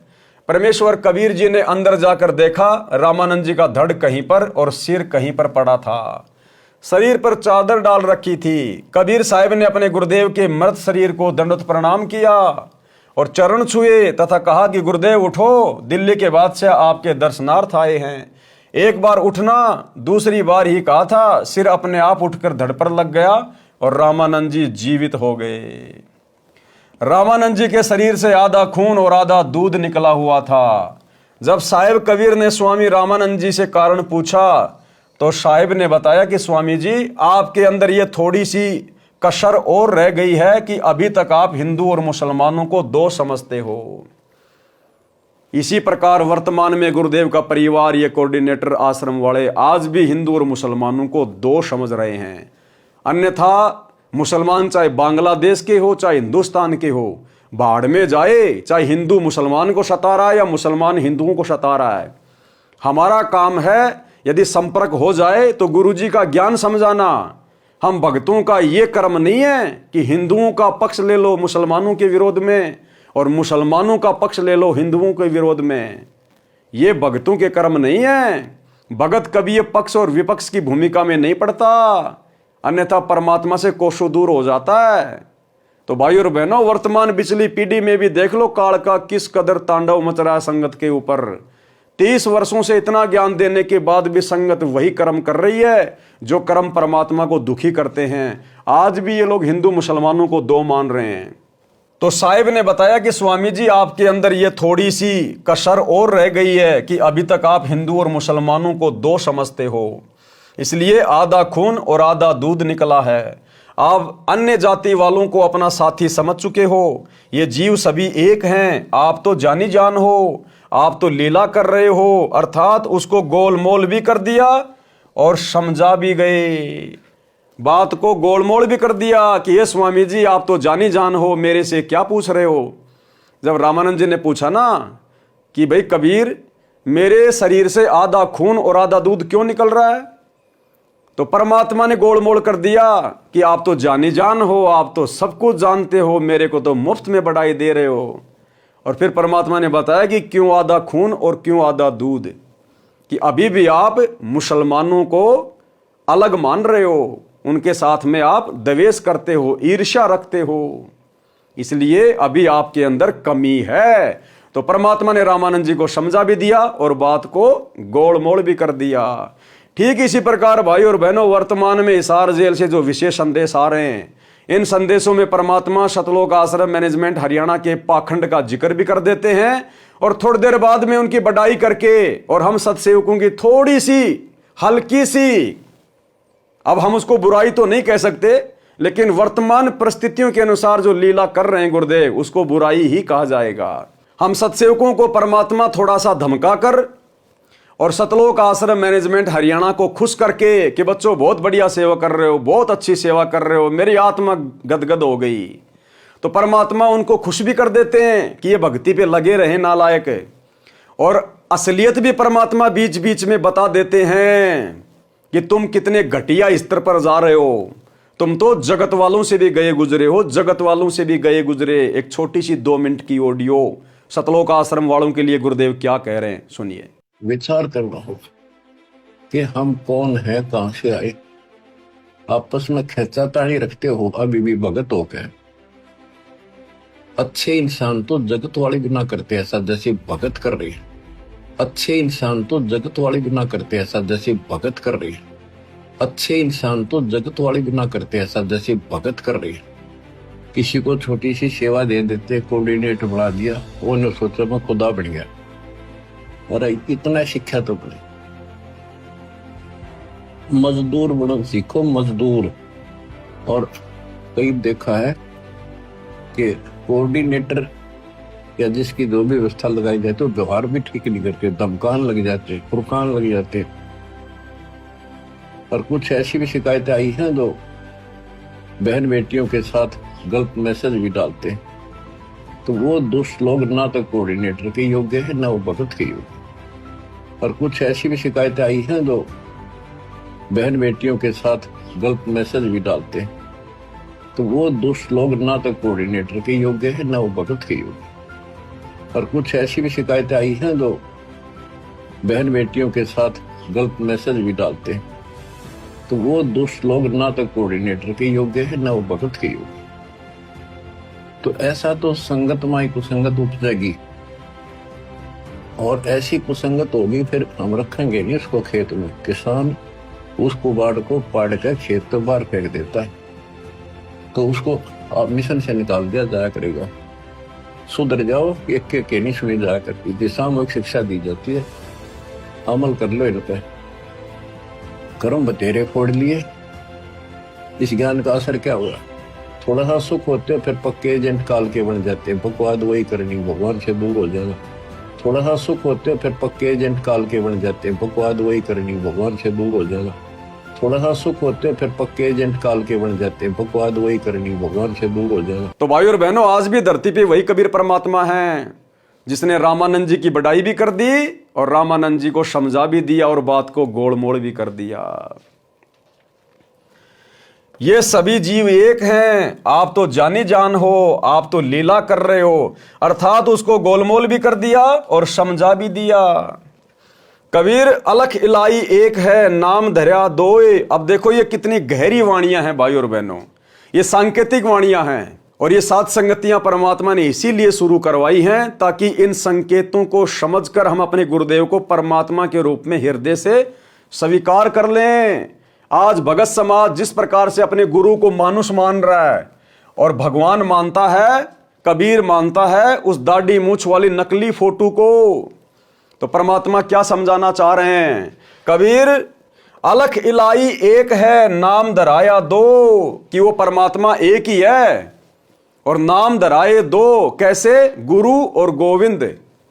जबकि वो गोविंद यानी कबीर परमात्मा खुद ही गुरु बनता है, लेकिन फिर भी आज गुरुदेव भगवान अपने आप को क्या कहते हैं?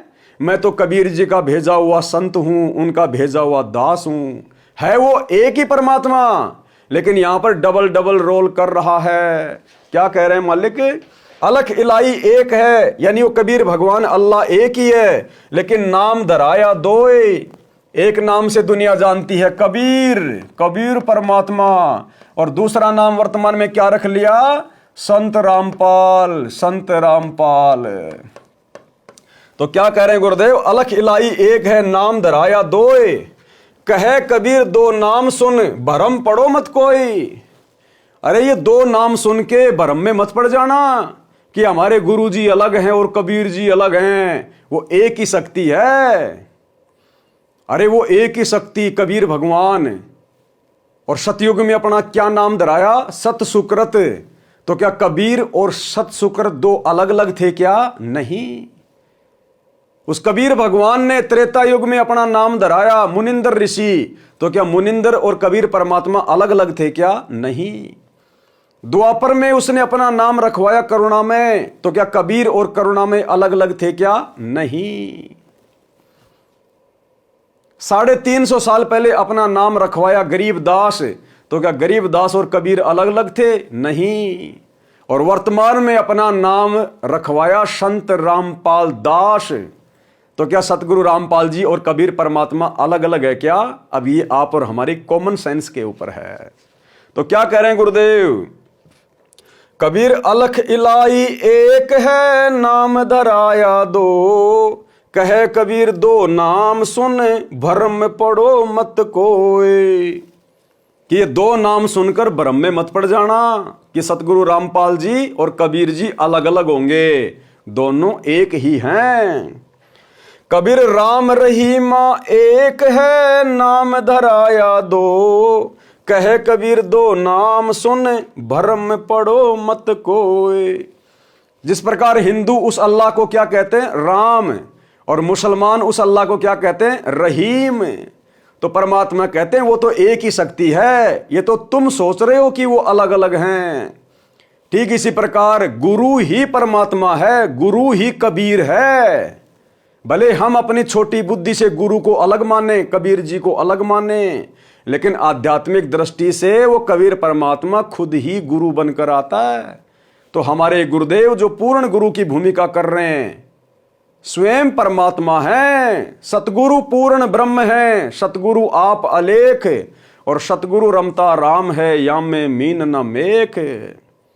और भाई और बहनों, परमात्मा कहते हैं गुरु को पूर्ण ब्रह्म कर जाने।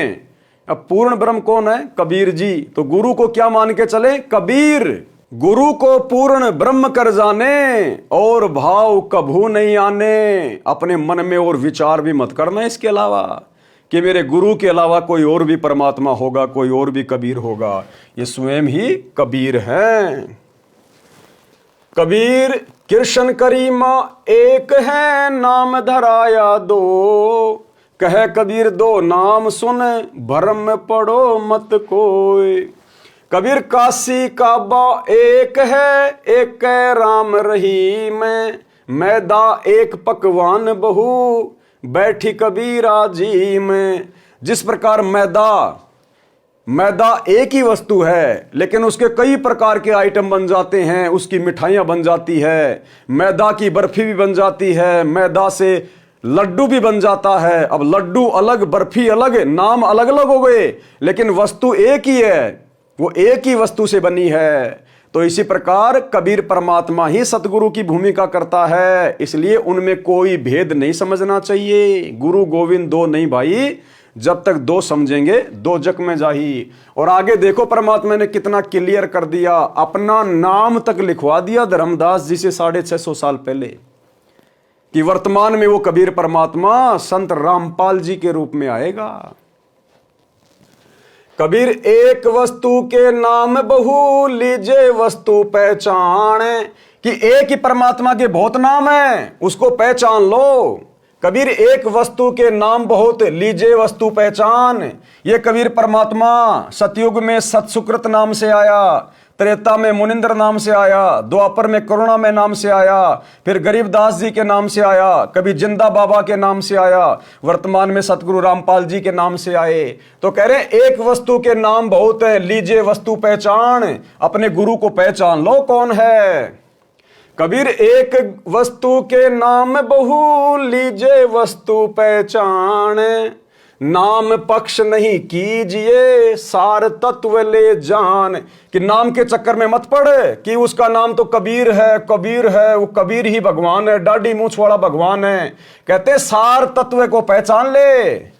जो ज्ञान वर्तमान में उस कबीर वाला, उस कबीर के जैसा यदि कोई और दे रहा है तो वो कबीर ही है। कबीर के अलावा कोई सृष्टि रचना संसार में नहीं बता सकता।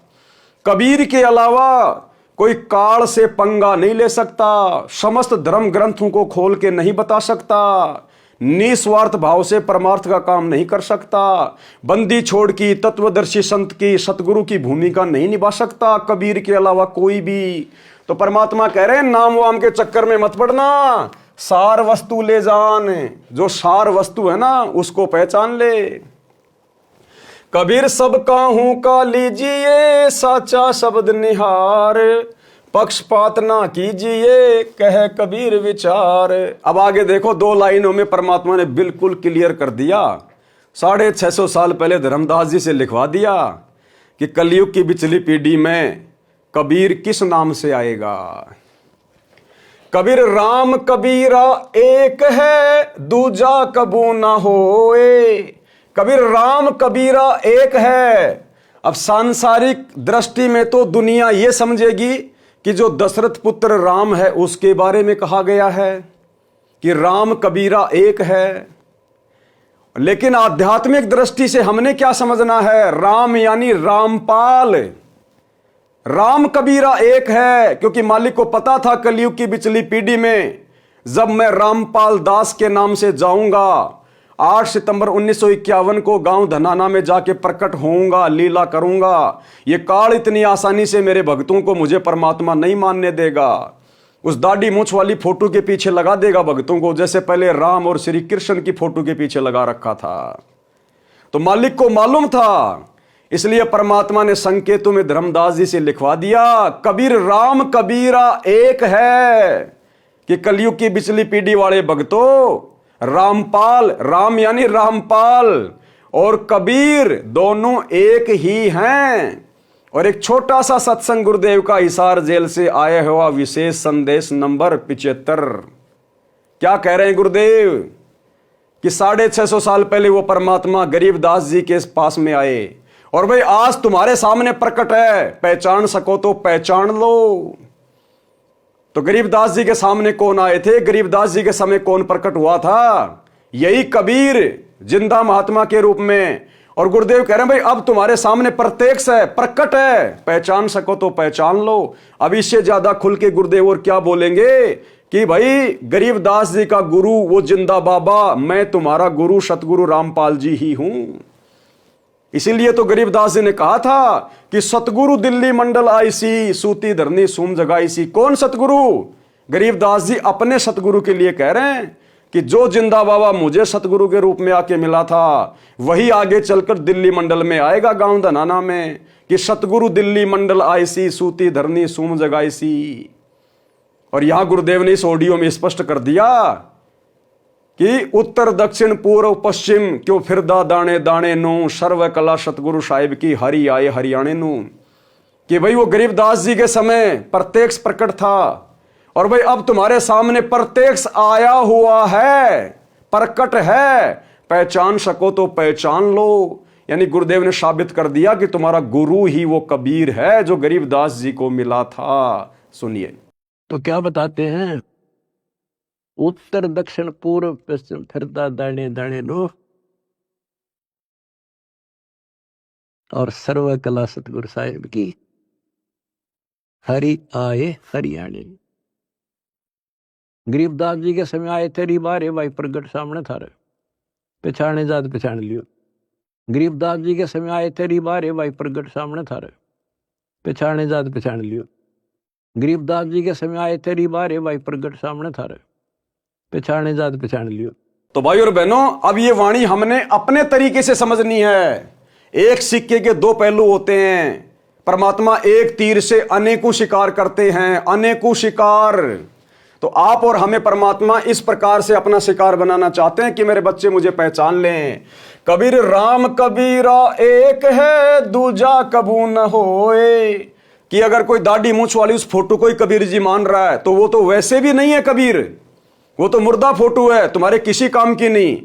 फिर भी मान लो अगर तुम उसी को कबीर मान रहे हो तो कह रहे हैं राम यानी रामपाल और वो कबीर दाढ़ी मूंछ वाले फोटो, वो दोनों एक ही है। लेकिन तुम्हारे लिए काम का वो है जो वर्तमान में प्रकट है, जो जिंदा है, फोटो काम की नहीं है। कबीर रामपाल कबीरा एक है दूजा कबू न होए।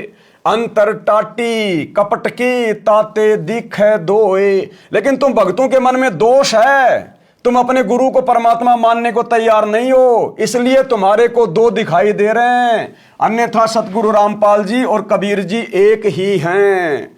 अंदर टाटी कपट की ताते दिखे दोए। कबीर राम कबीरा एक है, कबीर रामपाल कबीरा एक है, कहन सुनन को दोए।